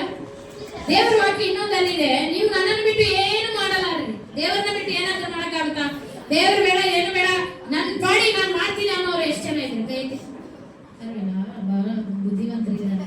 ಆದ್ರೆ ದೇವರ ಬಿಟ್ಟು ನಾವು ಏನು ಮಾಡೋಕೆ ಸಾಧ್ಯವಿಲ್ಲ. ಯಾಕಂದ್ರೆ ದೇವರು ನಮಗೆ ಮತ್ತೆ ನಮಗೆ ಕ್ಷಮಿಸದಿರುವ ಗುಣಗಳು ಅನೇಕ ಇರುತ್ತೆ. ಮತ್ತಾಯ ಬರೆದ ಸುವಾರ್ತೆ 21 18 19ನೇ ವಚನ ಓದ್ರಿ. 18 21 21ನೇ ವಚನ. ಆಗ ಪೇತ್ರನು ಆತನ ಬಳಿಗೆ ಬಂದು, ಸ್ವಾಮಿ, ನನ್ನ ಸಹೋದರನು ನನಗೆ ತಪ್ಪು ಮಾಡುತ್ತಾ ಬಂದರೆ ನಾನು ಎಷ್ಟು ಸಾರಿ ಅವನಿಗೆ ಕ್ಷಮಿಸಬೇಕು? 7 ಸಾರಿಯೋ ಎಂದು ಕೇಳಲು ಯೇಸು ಅವನಿಗೆ, 7 ಸಾರಿ ಎಂದಲ್ಲ, 770 ಸಾರಿ ಎಂದು ನಿನಗೆ ಹೇಳುತ್ತೇನೆ. ಇವರಲ್ಲಿ ಕ್ಷಮಿಸೋ ಗುಣ ಇರೋದಿಲ್ಲ. ಎಷ್ಟೇ ಮಾಡ್ಲಿ, ಅವ್ರ ಅಣ್ಣ ಮಾಡ್ಲಿ, ಅಕ್ಕ ಮಾಡ್ಲಿ, ತಂಗಿ ಮಾಡ್ಲಿ, ತಾಯಿ ಮಾಡ್ಲಿ, ಯಾರೇ ಮಾಡ್ಲಿ, ಅವರ ಕ್ಷಮಿಸುವಂತ ಮನಸ್ಸು ನಮ್ಮಲ್ಲಿ ಬರಬೇಕು. ಕ್ಷಮಿಸದಿರುವ ಸ್ವಭಾವ ಶರೀರ ಭಾವದ ಕರ್ಮಗಳಲ್ಲಿ ಒಂದು ಫಲ. ಏನಾಗಿದೆ? ಶರೀರ ಭಾವದ ಕರ್ಮಗಳಲ್ಲಿ ಒಂದು ಫಲ ಕ್ಷಮಿಸದಿರುವ ಗುಣ. ನಾನ್ ಸತ್ರು ಕ್ಷಮಿಸಲ್ಲ, ನಾನ್ ಸತ್ರು ಅವ್ರನ್ನ ಮಾತಾಡ್ಸಲ್ಲ, ಸತ್ರು ಅವ್ರ ಮನೆಗೆ ಹೋಗಲ್ಲ ಅಂದ್ರೆ ನೀ ಸತ್ತ ಮೇಲೆ ಯಾರ ಮನೆಗೆ ಹೋಗಕ್ಕಾಗುತ್ತೆ? ಯಾರನ್ನ ಕ್ಷಮಿಸಕ್ಕಾಗುತ್ತೆ? ಎಲ್ಲಿಗೆ ಹೋಗಕ್ಕಾಗುತ್ತೆ? ಎಲ್ಲಾದ್ರೂ ಹೋಗಕ್ಕಾಗುತ್ತಾ? ಸಾಯಕ್ಕಿಂತ ಮೊದಲೇ ಕ್ಷಮಿಸು, ಅವಾಗ ನೀನ್ ಪರಲೋಕದಲ್ಲಿ ಇರ್ತೀಯ. ಸಾಯಕ್ಕಿಂತ ಮೊದಲೇ ಯಾರನ್ನಾದ್ರೂ ಕ್ಷಮಿಸೋದಾದ್ರೂ, ಯಾರನ್ನಾದ್ರೂ ಮಾತಾಡ್ಸೋದಾದ್ರೂ, ಯಾರಿಗೆ ಮಾತು ಬಿಟ್ಟಿದ್ಯೋ ಅದನ್ನ ಮಾತಾಡ್ಸೋದನ್ನ ಕಲಿಬೇಕು ಹೃದಯದಿಂದ. ದೇವರು ಹೇಳಿದಾನೆ, ಹೃದಯದಿಂದ ಕ್ಷಮಿಸಿದ್ರೆ ಮಾತ್ರ ನಿನ್ನ ತಪ್ಪನ್ನ ಕ್ಷಮಿಸ್ತಾರೆ, ಇಲ್ಲಾಂದ್ರೆ ಖಂಡಿತ ಕ್ಷಮಿಸಲ್ಲ. ನೀವೆಷ್ಟಾದ್ರೂ ತಾನೇ ಕೆಳಗಡೆ ಹಾಕಿ ಪ್ರಾರ್ಥನೆ ಮಾಡಿದ್ರು, 7 ದಿನ ಉಪವಾಸ ಮಾಡಿದ್ರು, 40 ದಿನ ಉಪವಾಸ ಮಾಡಿದ್ರು, ಇದರ ಫಲ ಸಿಗೋದಿಲ್ಲ. ಕ್ಷಮಿಸುವ ಗುಣ ಮೊದಲಿರ್ಬೇಕು. ಹಲ್ಲೆಲೂಯಾ! ಕ್ಷಮಿಸದೆ ಯಾರನ್ನು ಕೂಡ ದೇವರು ಪರಲೋಕಕ್ಕೆ ಸೇರಿಸೋದಿಲ್ಲ. 1 ಕೊರಿಂಥ 5ನೇ ಅಧ್ಯಾಯ 8ನೇ ವಚನ ಓದ್ರಿ.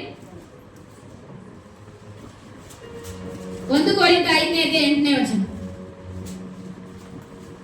ಆದ ಕಾರಣ ನಾವು ಹಳೆ ಹುಳಿಯನ್ನು, ಅಂದರೆ ದುರ್ಮಾರ್ಗತ್ವ, ದುಷ್ಟತ್ವ ಎಂಬ ಹುಳಿಯನ್ನು ಇಟ್ಟುಕೊಳ್ಳದೆ ಸರಳತೆ, ಸತ್ಯತೆ ಎಂಬ ಹುಳಿಯಿಲ್ಲದ ರೊಟ್ಟಿಯನ್ನೇ ತೆಗೆದುಕೊಂಡು ಹಬ್ಬವನ್ನು ಆಚರಿಸೋಣ. ಹುಳಿ ಈಗ ಮೊಸರಿಗೆ ಒಂಚೂರು ಹಾಲಿಗೆ ಹುಳಿ ಹಾಕಿದ್ರೆ ಏನಾಗುತ್ತೆ? ಆದ್ರೆ ನೋಡಿ, ಅದೇ ಆ ಹುಳಿ ಒಂದು ಕುಟುಂಬಕ್ಕೆ ಹಿಂಡು, ಕುಟುಂಬ ನಾಶ. ಒಂದು ಸಭೆಗೆ ಹಿಂಡು, ಸಭೆ ಹೋಗೋದು. ಯಾವ ಹುಳಿ ಹಿಂಡುತ್ತಾ ಇದ್ದೀವಿ? ಈ ಹುಳಿ ಸ್ವಭಾವ ಯಾರಲ್ಲಿ ಇರುತ್ತೆ? ಶರೀರ ಭಾವದ ಕರ್ಮ. ಆ ಮನುಷ್ಯನಲ್ಲಿ ಹುಳಿ ಹಿಂಡುವ ಸ್ವಭಾವ ಇರುತ್ತೆ. ಒಂದು ಸಭೆ ಆಗ್ಲಿ, ಒಂದು ಮನೆ ಆಗ್ಲಿ, ಒಂದು ಯಾವುದೇ ಒಂದು ಸಮಾಜ ಆಗ್ಲಿ, ಸಮುದಾಯ ಆಗಲಿ ಕೆಡಲಿಕ್ಕೆ ಕಾರಣ ಹುಳಿ ಹಿಂಡುವವರು, ಹುಳಿ ಹಿಂಡುವ ಸ್ವಭಾವಗಳು.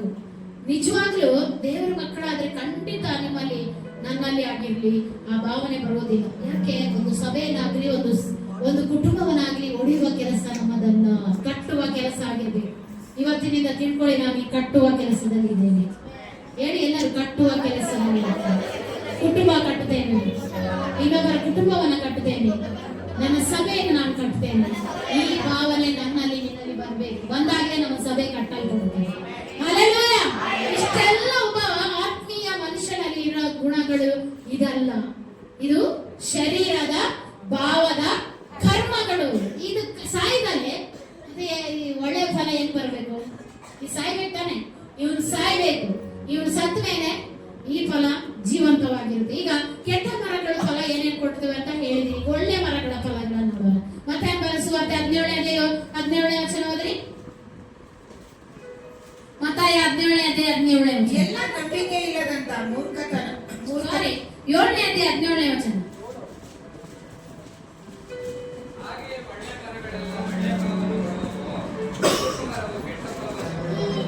ಆಮೇನ್. ಒಳ್ಳೆ ಮರ ಒಳ್ಳೆ ಫಲ ಕೊಡುತ್ತೆ. ಏನಾದ್ರೂ ಕೊಡುತ್ತೆ. ಈಗ ನಾನೊಂದು ದ್ರಾಕ್ಷಿ ಗಿಡ ಹಾಕಿದ್ದೀನಿ. ದ್ರಾಕ್ಷಿ ಗಿಡದಲ್ಲಿ ಅಂಜೂರ ಬಿಡುತ್ತಾ? ಏನ್ ಬೆಳೆದಿರ್ತೀನೋ ಆ ಫಲ ನಾನು ಕಾಣ್ತೀನಿ. ನಮ್ಮ ಮರದಲ್ಲಿ ನಾ ಬಾಳೆಹಣ್ಣ ನನ್ನ ಊರಲ್ಲಿ, ಅಂದ್ರೆ ನಮ್ಮ ಊರಲ್ಲಿ ಬಾಳೆಹಣ್ಣ ಗಿಡಗಳಿದೆ. ನಮ್ಮ ಊರಲ್ಲಿ ಅದು ಬಾಳೆಹಣ್ಣು ಗಿಡ ಬಿಟ್ಟು ಏನಾದ್ರೂ ಬೇರೆ ಗಿಡ ಹಣ್ಣಾಗುತ್ತಾ? ಏನ್ ಬಿತ್ತಿರ್ತೇನೋ ಅದು ಕುಯ್ತೀನಿ.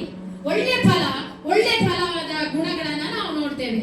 ಅದಕ್ಕೆ ಕೀರ್ತನೆ 1:2-3 ವಚನ ಹೇಳ್ತದೆ. ಏನದು ಓದ್ರಿ.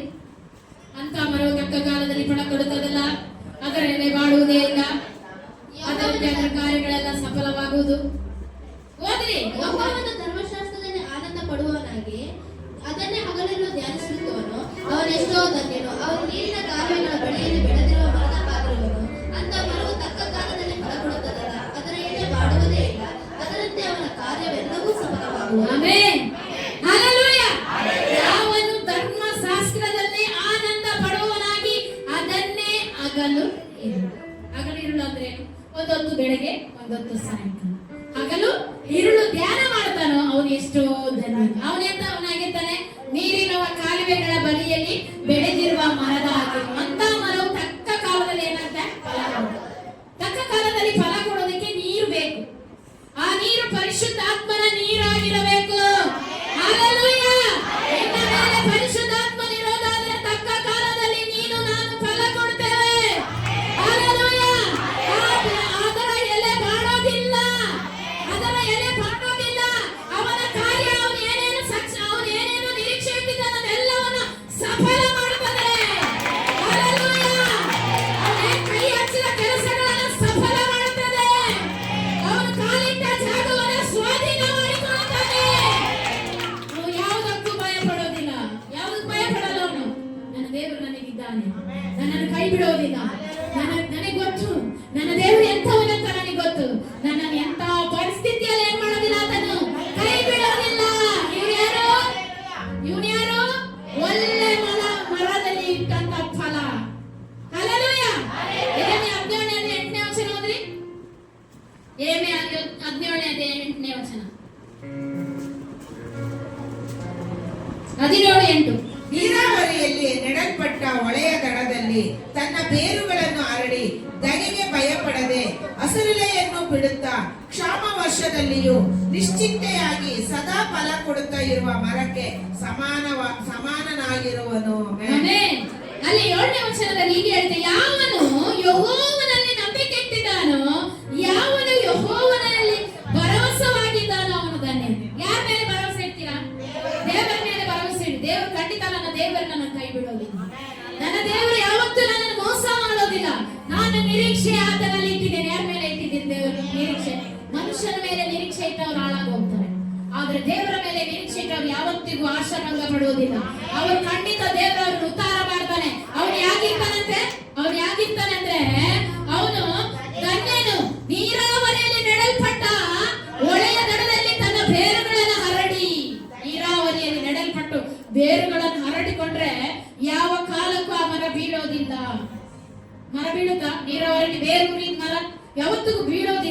ಅದು ಹಾಗೆಯೇ ಇರುತ್ತೆ. ಆಮೇಲೆ ಅದೇನಾಗುತ್ತೆ ಅಂದ್ರೆ ಆ ಬೇರುಗಳು ಹರಡಿ ಧಗೆಗೂ ಭಯ ಪಡೋದಿಲ್ಲ. ಧಗೆ ಅಂದ್ರೆ ಏನು? ಸೆಕೆಗೆ, ಅಂದ್ರೆ ಆ ಬೆಂಕಿಯ ಧಗೆಗೆ ಭಯ ಪಡೋದಿಲ್ಲ. ಏನೇ ಬರಲಿ, ಏನೇ ಸಂಭವಿಸಲಿ, ದೇವರಲ್ಲಿ ನಂಬಿಕೆ ಇಟ್ಟವನು ಯಾವತ್ತಿಗೂ ಭಯ ಪಡೋದಿಲ್ಲ. ಭಯ ಪಡ್ತಾರೆ ಯಾರಾದ್ರೂ? ನನ್ನ ದೇವರು ನನ್ನ ನಡೆಸ್ತಾನೆ. ಎಂತ ಪರಿಸ್ಥಿತಿಯೇ ಬರಲಿ, ಎಂತ ಸಮಸ್ಯೆಗಳೇ ಎದುರಾಗಲಿ, ಎಂತ ಸನ್ನಿವೇಶಗಳೇ ಬರಲಿ, ನನ್ನ ದೇವರು ನಡೆಸ್ತಾನೆ. ಹಲ್ಲೆಲೂಯಾ! ಯಾರ ಮೇಲೆ ಭರವಸೆ ಇಟ್ಟಿದ್ದಾರೆ ಅವರು? ದೇವರ ಮೇಲೆ. ಅವ್ರ ಬೇರುಗಳ ಧಗೆಗೂ ಭಯ ಪಡದೆ ಕ್ಷಾಮ ವರ್ಷದಲ್ಲಿ ನಿಶ್ಚಿಂತೆಯಾಗಿ ಫಲ ಕೊಡ್ತಾ ಇರುವ ಮರಕ್ಕೆ ಸಮಾನವ. ಕ್ಷಾಮ ವರ್ಷ ಅಂದ್ರೆ ಏನು? ಬರಗಾಲ ಬರ್ಲಿ, ಊಟ ಇರ್ಲಿ, ಊಟ ಇಲ್ಲದೆ ಇರ್ಲಿ, ಅವನಿಗೆ ಚಿಂತೆ ಇಲ್ಲ. ಒಂದು ಸೇರ್ ಅಕ್ಕಿ ಇಲ್ಲ ಅಂದ್ರೆ ಹುಳ ಕಡ್ದವ್ರ ತರ ಆಡ್ತಾರೆ ಮನೆಯಲ್ಲಿ. ಯಾಕೆ ತಂದಿರಾ, ಯಾಕೆ ತಂದಿರಾ, ಯಾಕೆ ತಂದಿರಾ? ಇವರು ದೇವರಲ್ಲಿ ಭರವಸೆ ಇಟ್ಟವ್ರು. ಇವತ್ತು ಅಕ್ಕಿ ಇರ್ಲಿ, ಊಟ ಇರ್ಲಿ, ಊಟ ಇಲ್ಲದೆ ನನ್ನ ದೇವ್ರು ನಾಳೆ ಕೊಡ್ತಾರೆ. ಹಲ್ಲೆಲೂಯಾ! ನನ್ನ ದೇವ್ರು ನಾಳೆ ಅದ್ಭುತ ಮಾಡ್ತಾನೆ ನನ್ನ ಜೀವನದಲ್ಲಿ. ನನ್ನ ದೇವ್ರು ನನ್ನನ್ನು ಯಾವತ್ತೂ ಕೈ ಬಿಡಲ್ಲ. ಒಂದಿನಾದ್ರೂ ಉಪವಾಸ ಇಟ್ಟಿದಾನ, ಮತ್ತೆ ಇವತ್ತು ಇರ್ತಾನ? ಇಡಲ್ಲ. ಇಡಲ್ಲ ಅಂದ್ಮೇಲೆ ಯಾವುದಕ್ಕೂ ಭಯಪಡಲ್ಲ. ಏನ್ ಇರುತ್ತೋ ಅದ್ರಲ್ಲಿ ತಿಂದು ತೃಪ್ತಿಯಾಗಿರ್ತಾನೆ. ಯಾರು? ದೇವರಲ್ಲಿ ಭರವಸೆ ಇಟ್ಟವನು ಏನೇ ಇದ್ರು ಅದರಲ್ಲಿ ತೃಪ್ತಿಯಾಗಿರ್ತಾನೆ. ಅತಿ ಆಸೆ ಪಡೋದಿಲ್ಲ. ಅವ್ರು ಫ್ರಿಜ್ ಆದ್ರೂ ತರಲಿ, ವಾಷಿಂಗ್ ಮಿಷನ್ ಆದ್ರೂ ತರಲಿ, ನನಗೇನು, ನನ್ನ ದೇವ್ರು ಯಾವಾಗ ಕೊಡ್ತಾನೋ ಅಲ್ಲಿವರೆಗೂ ನಾನು ಕಾಯ್ತೀನಿ. ಹಲ್ಲೆಲೂಯಾ! ಇನ್ನೊಬ್ರು ನೋಡಿ ಚಾಲೆಂಜ್ ಮಾಡೋದಿಲ್ಲ. ಅವ್ರು ತಂದ್ರು ಅದನ್ನ ನನಗೆ ಬೇಕೇ ಬೇಕಂತ ಆಟ ಹಿಡಿಯೋದಿಲ್ಲ. ಅವ್ರು ಯಾವಾಗ್ಲೂ ದೇವರಲ್ಲಿ ನಿರೀಕ್ಷೆ ಇರ್ತಾರೆ. ನನ್ನ ದೇವ್ರು ಒಂದಿನ ನನಗೆ, ಒಂದೇವ್ರು ನನ್ನ ಗಂಡನನ್ನು ಬದಲಾಯಿಸಿ ನನ್ನ ಗಂಡನ ತರುವಂತ ಮನಸ್ಸನ್ನ ದೇವರು ಕೊಟ್ಟೇ ಕೊಡ್ತಾರೆ. ನನ್ನ ಗಂಡನಿಗೆ ಸಹಾಯ ಮಾಡೇ ಮಾಡ್ತಾರೆ.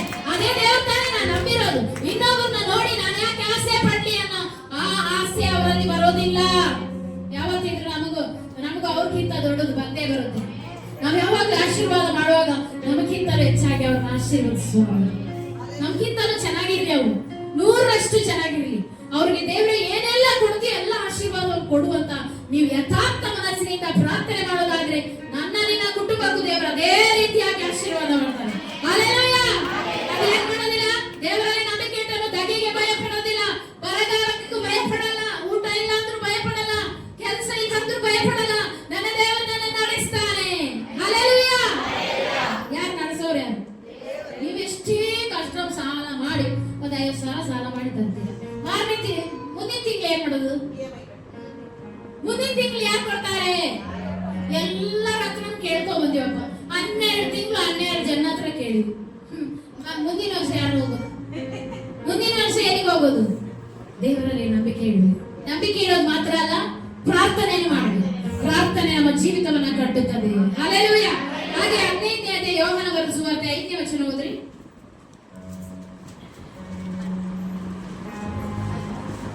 ನಾನು ದ್ರಾಕ್ಷಿ ಬಳ್ಳಿ, ನೀವು ಕೊಂಬೆಗಳು. ಒಬ್ಬನು ನನ್ನಲ್ಲಿಯೂ ನಾನು ಅವನಲ್ಲಿಯೂ ನೆಲೆಗೊಂಡಿದ್ದರೆ ಅವನೇ ಬಹಳ ಫಲ ಕೊಡುವನು. ನೀವು ನನ್ನನ್ನು ಬಿಟ್ಟು ಏನು ಮಾಡಲಾರಿರಿ. ಆಮೆನ್. ದೇವರ ವಾಕ್ಯ ಹೇಳ್ತಾರೆ, ನಾನು ನಿನ್ನಲ್ಲಿ, ನನ್ನ ವಾಕ್ಯ ನಿನ್ನಲ್ಲಿ ಇದ್ರೆ ಏನಾದ್ರೂ ಬೇಡ್ಕೊಡು. ಆದ್ರೆ ಕೊಂಬೆಗೆ ಅಂಟ್ಕೊಂಡಿರ್ಬೇಕು. ಯಾರಿಗೆ ಅಂಟ್ಕೊಳ್ಬೇಕು? ಕೊಂಬೆ. ಬಳ್ಳಿ ಇದು ಸಪ್ರೇಟ್, ಇದು ಸಪ್ರೇಟ್ ಆದ್ರೆ ಹೆಂಗಿರುತ್ತೆ? ಒಣಗೋಗುತ್ತೆ. ಇದ್ರ ಜೊತೆಗೆ ಕೂಡಿ ಇದ್ರೇನೆ ಹಸೂರಾಗಿ ಬೆಳೆಯೋದಕ್ಕೆ ಸಾಧ್ಯ. ಈಗ ನಿಮ್ಮ ಮನೆಯಲ್ಲಿ ಮರ ನೆಟ್ಟಿರ್ತೀರ, ಒಂದಿನ ಹೋಗಿ ರೆಂಬೆನ ಕಟ್ ಮಾಡಿ ಹೊರಗಡೆ ನೋಡೋಣ, ಒಣಗಿರುತ್ತೆ. ಅದಕ್ಕೆ ಅಂಟ್ಕೊಂಡಿದ್ದಾಗ ಚಿಗುರು ಹಸೂರಾಗಿ ಎಲೆಗಳು ಬಿಟ್ಟು ಹೂವು ಬಿಟ್ಟು ಅದು ನೋಡಕ್ ಒಂದೆಷ್ಟು ಸುಂದರವಾಗಿರುತ್ತೆ. ಅದಕ್ಕೆ ದೇವರನ್ನ ಬಿಟ್ಟು ನೀವೇನು ಮಾಡೋಕ್ಕಾಗಲ್ಲ. ಅದಕ್ಕೆ ಅಲ್ಲಿ ವಾಕ್ಯ ಹೇಳ್ತದೆ, ನನ್ನನ್ನ ಬಿಟ್ಟು ನೀವೇನು ಮಾಡಲ್ಲ. ನೀವೇನೇ ಪಲ್ಟಿ ಹೊಡೀರಿ, ನನ್ನನ್ನ ಬಿಟ್ಟು ನೀವೇನು ಮಾಡಕ್ ಸಾಧ್ಯ ಇಲ್ಲ. ದೇವ್ರನ್ನ ಬಿಟ್ಟು ಏನು ಮಾಡಬೇಡಿ. ಇವತ್ತು ಹೇಳ್ತಾ ಇದ್ದೀನಿ, ದೇವ್ರನ್ನ ಮುಂದೆ ಇಟ್ಟು ನೀವು ಹಿಂದೆ ಇರಿ. ದೇವ್ರ ಮುಂದೆ ಹೋಗ್ಬೇಕು, ನಿಮ್ ಹಿಂದೆ ನೀವು ಇರ್ಬೇಕು. ದೇವ್ರೆ, ನನ್ನ ಜೀವಿತ ನಡ್ಸಕ್ ನನಗೆ ಆಗಲ್ಲಪ್ಪ, ನೀ ನನ್ನ ಮುಂದೆ ಹೋಗು, ನಾನು ನಿನ್ನ ಹಿಂದೆ ಇರ್ತೇನೆ. ಆಗ ದೇವ್ರು ನಮ್ಗೆ ಏನ್ ಮಾಡ್ತಾನೆ? ಮಾರ್ಗ ತೋರಿಸ್ತಾನೆ. ಹಲ್ಲೆಲೂಯಾ! ಹಾಗೆ ದೇವರ ವಾಕ್ಯ ಹೇಳುತ್ತೆ, ಅದು ಫಲ ಕೊಡುತ್ತೆ ಅಂತೆ. ಫಲ ಯಾವ ರೀತಿ ಕೊಡುತ್ತೆ ಅಂತ ಎಸ್ಕೇಲ 47:12 ವಚನ ಓದ್ರಿ. ಬೈಬಲ್ ಎಷ್ಟು ಜನ ತಂದಿದ್ದೀರಾ? ಅಷ್ಟೇನು? ಬೆರಳೆಣಿಕೆ ಎಷ್ಟು? 47ನೇ ಅಧ್ಯಾಯ 12ನೇ ವಚನ. ತೊರೆಯ 2 ದಡಗಳಲ್ಲಿಯೂ ಸಕಲ ಫಲವೃಕ್ಷಗಳು ಬೆಳೆಯುವವು, ಅವುಗಳ ಎಲೆ ಬಾಡದು, ಹಣ್ಣು ತೀರದು. ತೊರೆಯ ನೀರು ಪವಿತ್ರಾಲಯದೊಳಗಿಂದ ಹೊರಟು ಬರುವ ಕಾರಣ ಅವು ತಿಂಗಳುಗಳಲ್ಲಿಯೂ ಹೊಸ ಫಲವನ್ನು ಕೊಡುತ್ತಲಿರುವವು.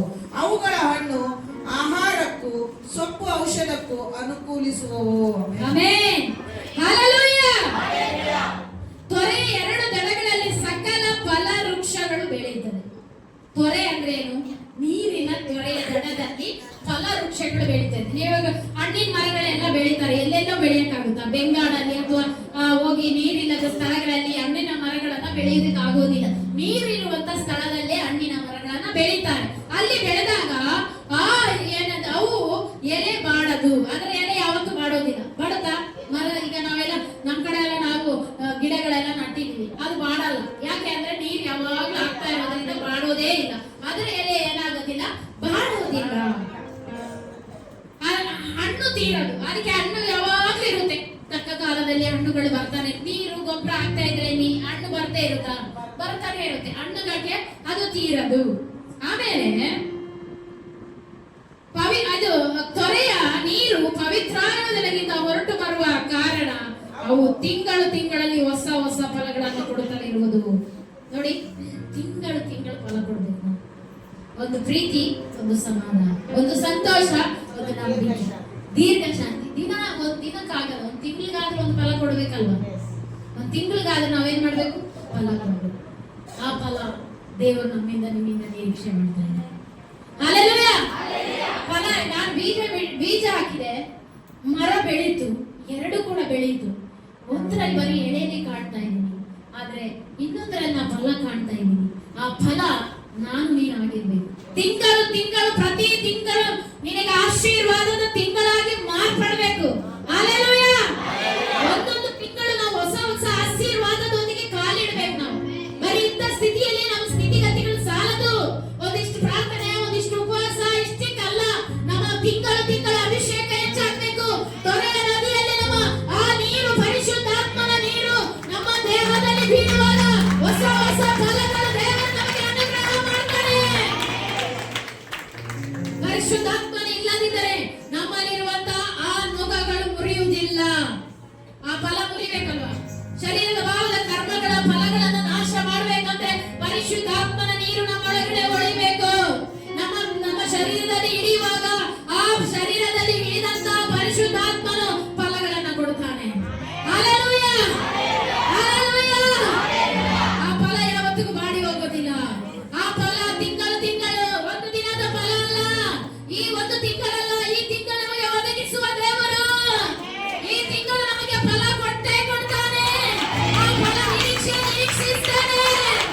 ನನ್ನ ದೇವರು ನನ್ನನ್ನು ಕೈ ಬಿಡೋದಿಲ್ಲ. ಕೈ ಬಿಡೋದಕ್ಕಲ್ಲ, ಕರೆದ ದೇವರು ಯಾವತ್ತೂ ಕೈ ಬಿಡೋದಿಲ್ಲ.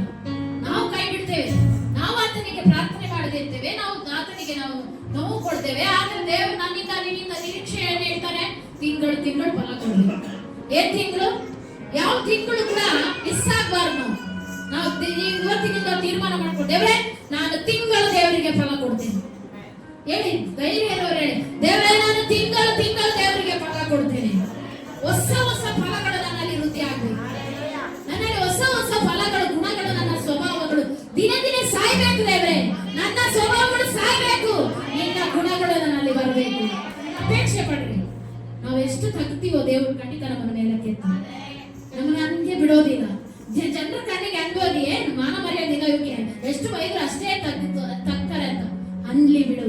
ದಾವೀದನ ಅನ್ಲಿಲ್ವಾ? ದಾವೀದನ ಅರಸನಾಗಿ ಮಾಡ್ಲಿಲ್ವಾ? ನನ್ನನ್ನ ನಿಮ್ಮನ್ನ ಬಿಡ್ತಾನ ದೇವರು? ಬಿಡೋದಿಲ್ಲ. ನನ್ನನ್ನ ನಿಮ್ಮನ್ನ ಅರಸನಾಗಿ ಮಾಡದಿದ್ರು ಪರವಾಗಿಲ್ಲ, ಎಲ್ಲರ ಮುಂದೆ ತಲೆ ಎತ್ತುವ ಹಾಗೆ ಮಾಡ್ತಾನೆ. ಹಲ್ಲೆಲೂಯಾ. ಎಲ್ಲರ ಮುಂದೆ ನಮ್ಮ ತಲೆ ಎತ್ತಿ ನಿಲ್ಲುವ ಹಾಗೆ ಮಾಡ್ತಾನೆ. ನನ್ನನ್ನು ಮಾಡಿಲ್ಲ ಅಂದ್ರೂ ಪರವಾಗಿಲ್ಲ, ನನ್ನ ಮಕ್ಕಳನ್ನ ಮಾಡ್ತಾನೆ. ಹಲ್ಲೆಲೂಯಾ. ಯಾಕಾಗಿ ನಾವು ಕಷ್ಟಪಡ್ತೀವಿ ಹೇಳಿ? ನನ್ನ ಮಕ್ಕಳು ಚೆನ್ನಾಗಿರ್ಬೇಕು, ನನ್ನ ಮಕ್ಕಳು ಎಲ್ಲರಿಗಿಂತಲೂ ಉತ್ತಮವಾಗಿರ್ಬೇಕು, ಎಲ್ಲರೂ ನೋಡಿದ ಜನ ಹೇಳ್ಬೇಕು, ಇವ್ರ ಮಕ್ಕಳ ತರ ಬದುಕ್ರಿ ಅಂತ. ನಾವು ಯಾರಿಗಾಗಿ ನಾವು ಇವತ್ತು ಕಷ್ಟ ಪಡ್ತಾ ಇದೀವಿ ಅಂದ್ರೆ ನನ್ನ ಮಕ್ಕಳಿಗಾಗಿ. ನಮ್ಮ ತಂದೆ ತಾಯಿ ಯಾರಿಗಾಗಿ ಕಷ್ಟ ಪಡ್ತಾರೆ? ಮಕ್ಕಳಿಗಾಗಿ ದುಡಿಯೋದು, ಮಕ್ಕಳಿಗಾಗಿ ಕಷ್ಟ ಪಡೋದು. ಅಂದ್ಮೇಲೆ ಮಕ್ಕಳಿಂದ ಒಳ್ಳೆ ಫಲ ಕಾಣ್ಬೇಕಲ್ಲ. ಆ ಮಕ್ಕಳು ಕೆಟ್ಟವರಾದಾಗ ನಮ್ಗೆ ಎಷ್ಟು ನೋವಾಗುತ್ತೆ. ಅದೇ ನನ್ನ ಸೃಷ್ಟಿಕರ್ತನಾದ ದೇವರು ಕೂಡ ನಮ್ಮಿಂದ ಫಲ ಕಾಣ್ತಿದ್ದಾಗ ಅದೇ ನೋವು ಪಡ್ತಾನೆ. ಪ್ರಿಯರೇ, ತಿಳ್ಕೊರಿ, ತಂದೆ ತಾಯಿಗಳು ಎಷ್ಟು ನೋವು ಪಡ್ತೀವೋ, ನಾವು ಇವಾಗ ಮಕ್ಕಳು ಕೈ ಜಾರಿ ಹೋದಾಗ ಎಷ್ಟು ನೋವು ಪಡ್ತೀವಿ. ರಾತ್ರಿ ಅಳ್ತೀವಿ, ನಿದ್ದೆ ಹತ್ತೋದಿಲ್ಲ. ಯಾಕೆ ಹಿಂಗ್ ಮಾಡ್ಬೇಡ್ರಿ ನನ್ನ ಮಕ್ಕಳು, ನನಗೆ ಎಷ್ಟೆಲ್ಲ ಕಷ್ಟಪಟ್ಟೆ ನನ್ನ ಮಕ್ಕಳಿಗೋಸ್ಕರ. ಹೊಟ್ಟೆ ಕಟ್ಟದೆ, ಊಟ ಮಾಡಲಿಲ್ಲ, ಬಾಯಿ ಹಾಕಿದಾಗ ನೀರು ಕುಡ್ಲಿಲ್ಲ. ನನ್ನ ಮಕ್ಕಳು ನನಗೆ ದ್ರೋಹ ಮಾಡಿದಾಗ ಎಷ್ಟು ನೋವಾಗುತ್ತೆ. ನನ್ನ ದೇವರು ಕೂಡ ನಿಮ್ಮಿಂದ ಫಲ ಕಾಣದಿರುವಾಗ ಅಷ್ಟೇ ನೋವು ಪಡ್ತಾನೆ. ಪ್ರಿಯ ಸಹೋದರ ಸಹೋದರಿ, ಬದಲಾಗ್ರಿ. ದೇವರಲ್ಲಿ ಒಳ್ಳೆ ಫಲ ಕೊಡೋದಕ್ಕೆ ನಾವು ಪ್ರಯತ್ನ ಮಾಡ್ತೀವಿ. ಕೆಟ್ಟ ಫಲ ನಾವು ಆಗಬಾರ್ದು. ದೇವರಿಗಾಗಿ ಎಂದು ಪ್ರಕಾಶಿಸಬೇಕು. ಎಷ್ಟು ದಿನ ಈ ಲೋಕದಲ್ಲಿ ಬದುಕ್ತೀವಿ ನಾವು? ದೇವರಿಗಾಗಿ ಒಳ್ಳೆ ಫಲ ಕೊಡೋದಕ್ಕೆ ನಾವು ಸಿದ್ಧರಾಗಿರ್ಬೇಕು. ಜನ ನಮ್ಮನ್ನು ಏನಾದ್ರೂ ತಿಳ್ಕೊಳ್ಳಿ, ದೇವರಿಗಾಗಿ ನಿಲ್ಲಿ, ದೇವರಿಗಾಗಿ ದುಡಿಲಿ. ಈ ಲೋಕದಲ್ಲಿ ಏನು ತೆಗೆದುಕೊಂಡು ಹೋಗೋದಿಲ್ಲ, ಏನನ್ನು ತೆಗೆದುಕೊಂಡು ಹೋಗೋದಿಲ್ಲ ಪ್ರಿಯರೇ. ಆಸ್ತಿ, ಅಂತಸ್ತು, ನಾನು, ನನ್ನದು ಅನ್ನೋದೆಲ್ಲ ಬಿಟ್ಟು ಒಳ್ಳೇದು ಮಾತ್ರ ತೆಗೆದುಕೊಂಡು ಹೋಗ್ತೀವಿ. ಆಯುಷ್ಕಾಲ ಕಡಿಮೆ ಆಗ್ತಾ ಇದೆ. ಯಾವಾಗ ಮನುಷ್ಯ ಸಾಯ್ತಾನ ಗೊತ್ತಿಲ್ಲ ಪ್ರಿಯರೇ. ಬದಲಾಗ್ರಿ, ಬದಲಾಗ್ರಿ. ನಾನು ನನ್ನದು ಲೋಕಕ್ಕಾಗಿ ಜೀವಿಸಿ ಸಾಕು. ನನ್ನ ದೇವರು ದಿನ ನಿನ್ನ ಕೈ ಚಾಚಿ ಕರೀತಾ ಇದ್ದಾನೆ. ಆದ್ರೆ ನಿನ್ನ ಮನಸ್ಸು ಬದಲಾಗಿಲ್ಲ ಅಂದ್ರೆ ಎಷ್ಟು ನೋವು ಪಡ್ತಾನೆ ನನ್ನ ದೇವರು. ಆದ್ರೆ ದಿನನಿತ್ಯ ದುಃಖಿಸ್ತಾನೆ. ನಿನ್ನ ಮಕ್ಕಳು ನಿನಗೆ ವಿರುದ್ಧವಾಗಿ ಮಾತಾಡಿದಾಗ ನಿನಗೆ ಎಷ್ಟು ನೋವಾಗುತ್ತೋ. ನಿನ್ನನ್ನು ಸೃಷ್ಟಿಸಿದ ತಂದೆ ಆ ದೇವರು ನೀನು ಬದಲಾಗದಿರುವಾಗ ಎಷ್ಟು ಕಣ್ಣೀರಿರ್ತಾರೆ. ಒಂದು ಸಲ ಯೋಚನೆ ಮಾಡ್ರಿ, ನಿಮ್ಮ ಮಕ್ಕಳಿಗಾಗಿ ಎಷ್ಟು ಹತ್ತಿದ್ದೀರಾ. ಮಾತು ಕೇಳಿದಾಗ ಯಾಕಾದ್ರೂ ಬಿಟ್ಟಿದ್ದ ದರಿದ್ರ ಅಂತ ಎಷ್ಟು ಸಲ ಬೈದ್ರಿ. ಅದೇ ದೇವರು ಅನ್ನಲ್ವಾ? ನಿನ್ನ ನೋಡಿ ದೇವರು ಅನ್ನಲ್ವಾ? ನಿನ್ನನ್ನು ನೋಡಿ ದೇವರು ಕೂಡ ಬಯಸ್ತಾನೆ. ನನ್ನ ಮಕ್ಕಳು ಚೆನ್ನಾಗಿರ್ಬೇಕು, ಎಲ್ಲರ ಮುಂದೆ ತಲೆ ಎತ್ತಿ ನಿಲ್ಬೇಕು. ನನ್ನ ಮಕ್ಕಳು ಯಾವಾಗಲೂ ತಪ್ಪಿ ಹೋಗ್ಬಾರ್ದು. ತಪ್ಪಿ ಹೋದ ಮಗ ಬಂದಾಗ ಎಷ್ಟು ಅವ್ನ ಕೊಡೆ ಬಟ್ಟೆ ನೋಡ್ಲಿಲ್ಲ ಪ್ರಿಯರೇ, ಅವ್ನ ಕೊಡೆ ಬಟ್ಟೆ ನೋಡ್ಲಿಲ್ಲ, ಗಲೀಜಿದನಂತ ನೋಡ್ಲಿಲ್ಲ. ಹೋಗಿ ತಪ್ಪಿಕೊಂಡು ಅರ್ಥ ತಪ್ಪಿ ಹೋಗಿದ್ಯಾ ಬಾ ಅಂತೇಳಿ ಅವನಿಗೆ ಶುಭ್ರ ವಸ್ತ್ರಗಳನ್ನ ಕೊಟ್ಟ. ಇವತ್ತು ನನ್ನನ್ನು ನಿನ್ನನ್ನು ನೋಡಿ ಅದೇ ತರ ತಂದೆ ಕರೀತಾ ಇದ್ದಾನೆ. ಮನ ತಿರುಗಿ, ಮನ ಬದಲಾಯಿಸ್ಕೊಳ್ಳಿ. ಎಷ್ಟು ದಿನ ದ್ವೇಷ, ಎಷ್ಟು ದಿನ ಹೊಟ್ಟೆ ಕಿಚ್ಚು, ಎಷ್ಟು ದಿನ ದ್ವೇಷ ಕಟ್ಕೊಳ್ತೀರಾ ಇನ್ನೊಬ್ರ ಹತ್ರ? ಕಟ್ಕೋಬೇಡಿ. ಈ ಲೋಕದಲ್ಲಿ ಬಿಟ್ಟು ಹೋಗುವಾಗ ನಮ್ಗೆ ಏನು ತಗೊಳ್ಳಲ್ಲ ಪ್ರಿಯರೇ. ಬಿಡಿ, ಕ್ಷಮಿಸುವ ಗುಣ ಬರೆಸ್ಕೊಳ್ಳಿ. ಪ್ರೀತಿಸ್ರಿ, ನಂಗೆ ಪ್ರೀತಿಸ್ರಿ ಇನ್ನೊಬ್ಬರನ್ನ. ದ್ವೇಷ ಕಟ್ಕೋಬೇಡಿ ಯಾರ ಹತ್ರ ದ್ರೋಹ ಮಾಡಕ್ ಹೋಗ್ಬೇಡಿ. ಇನ್ನೊಬ್ಬರಿಗೆ ಕೆಟ್ಟದ್ದು ಬಯಸ್ಬೇಡಿ, ಇನ್ನೊಬ್ಬರಿಗೆ ಹಾಳಾಗಿ ಅಂತ ಬಯಸ್ಬೇಡಿ. ಇನ್ನೊಂದು ನೀನು ಕೆಟ್ಟರು ಪರವಾಗಿಲ್ಲ, ಇನ್ನೊಬ್ರು ಒಳ್ಳೆಯದನ್ನ ಬಯಸಿ, ಇನ್ನೊಬ್ಬರಿಗೆ ಒಳ್ಳೆಯದನ್ನ ಬಯಸಿ ಪ್ರಿಯರೇ. ನಾವು ಯಾವಾಗ ಈ ಭೂಮಿ ಬಿಟ್ಟು ಹೋಗ್ತೀವಿ ನಮಗೆ ಗೊತ್ತಿಲ್ಲ. ಇನ್ನೊಬ್ರು ನಾವು ನೋಯಿಸ್ಬೇಡಿ ಯಾರ ಮನಸ್ಸನ್ನ. ಪ್ರಿಯ ದೇವರ ಮಕ್ಕಳ, ಯಾರ ಮನಸ್ಸನ್ನು ನೋಯಿಸ್ಬೇಡಿ. ತಂದೆ ತಾಯಿಗಳ ಮನಸ್ಸನ್ನು ನೋಯಿಸ್ಬೇಡಿ. ಸಹೋದರ ಸಹೋದರಿಯರ ಮನಸ್ಸನ್ನು ನೋಯಿಸ್ಬೇಡಿ. ಒಳ್ಳೇದಾಗೋದಿಲ್ಲ ನಮಗೆ, ಖಂಡಿತ ನಮಗೆ ಒಳ್ಳೇದಾಗೋದಿಲ್ಲ. ದೇವರು ನಮ್ಮನ್ನ ನೋಡ್ತಾ ಇದ್ದಾರೆ. ಆತನು ಕೂಡ ಕನಿಕರದ ಹೃದಯದಿಂದ ದಿನ ಕರೀತಾ ಇದ್ದಾರೆ. ಇವಾಗ ಬರ್ತಾರೆ ನನ್ನ ಮಕ್ಕಳು, ಇವಾಗ ನನ್ನ ಮಕ್ಕಳು ಬದಲಾಗ್ತಾರೆ. ಎಷ್ಟು ದಿನ ಕಾಯ್ತಾ ಇದ್ದಾರೆ, ಕೈ ಚಾಚಿ ಕರೀತಾ ಇದ್ದಾರೆ. ಆ ಪ್ರೀತಿಯ ಕರಗಳನ್ನು ನೋಡಿ ಒಂದ್ಸಲ. ಯಾಕೆ ಅಷ್ಟು ಅಡ್ಡ? ಯಾಕೆ ಬದಲಾಗದ ಕರ್ನಾದ ಹೃದಯ ಯಾಕೆ? ಬದಲಾಗ್ರಿ ದೇವರಿಗಾಗಿ ಎಂದು ಪ್ರಕಾರ. ಎಷ್ಟು ನಾವು ಪಾಪ ಮಾಡಿದ್ರು ಕೂಡ ನಮ್ಮನ್ನ ಒಂದು ಚೂರು ಅನ್ನದೆ ದಿನನಿತ್ಯ ಕೃಪೆ ಕೊಡ್ತಾ ಇದ್ದಾನಲ್ಲ. ಆ ಕೃಪೆನ ಅಸಡ್ಡೆ ಮಾಡ್ಕೋಬೇಡಿ, ದಯಮಾಡಿ ಅಸಡ್ಡೆ ಮಾಡ್ಕೋಬೇಡಿ. ದೇವರ ಪ್ರೀತಿಯನ್ನ ಅಸಡ್ಡೆ ಮಾಡಬೇಡಿ. ಗಲಾತ್ಯ 5:22 ವಚನ ಓದಿ.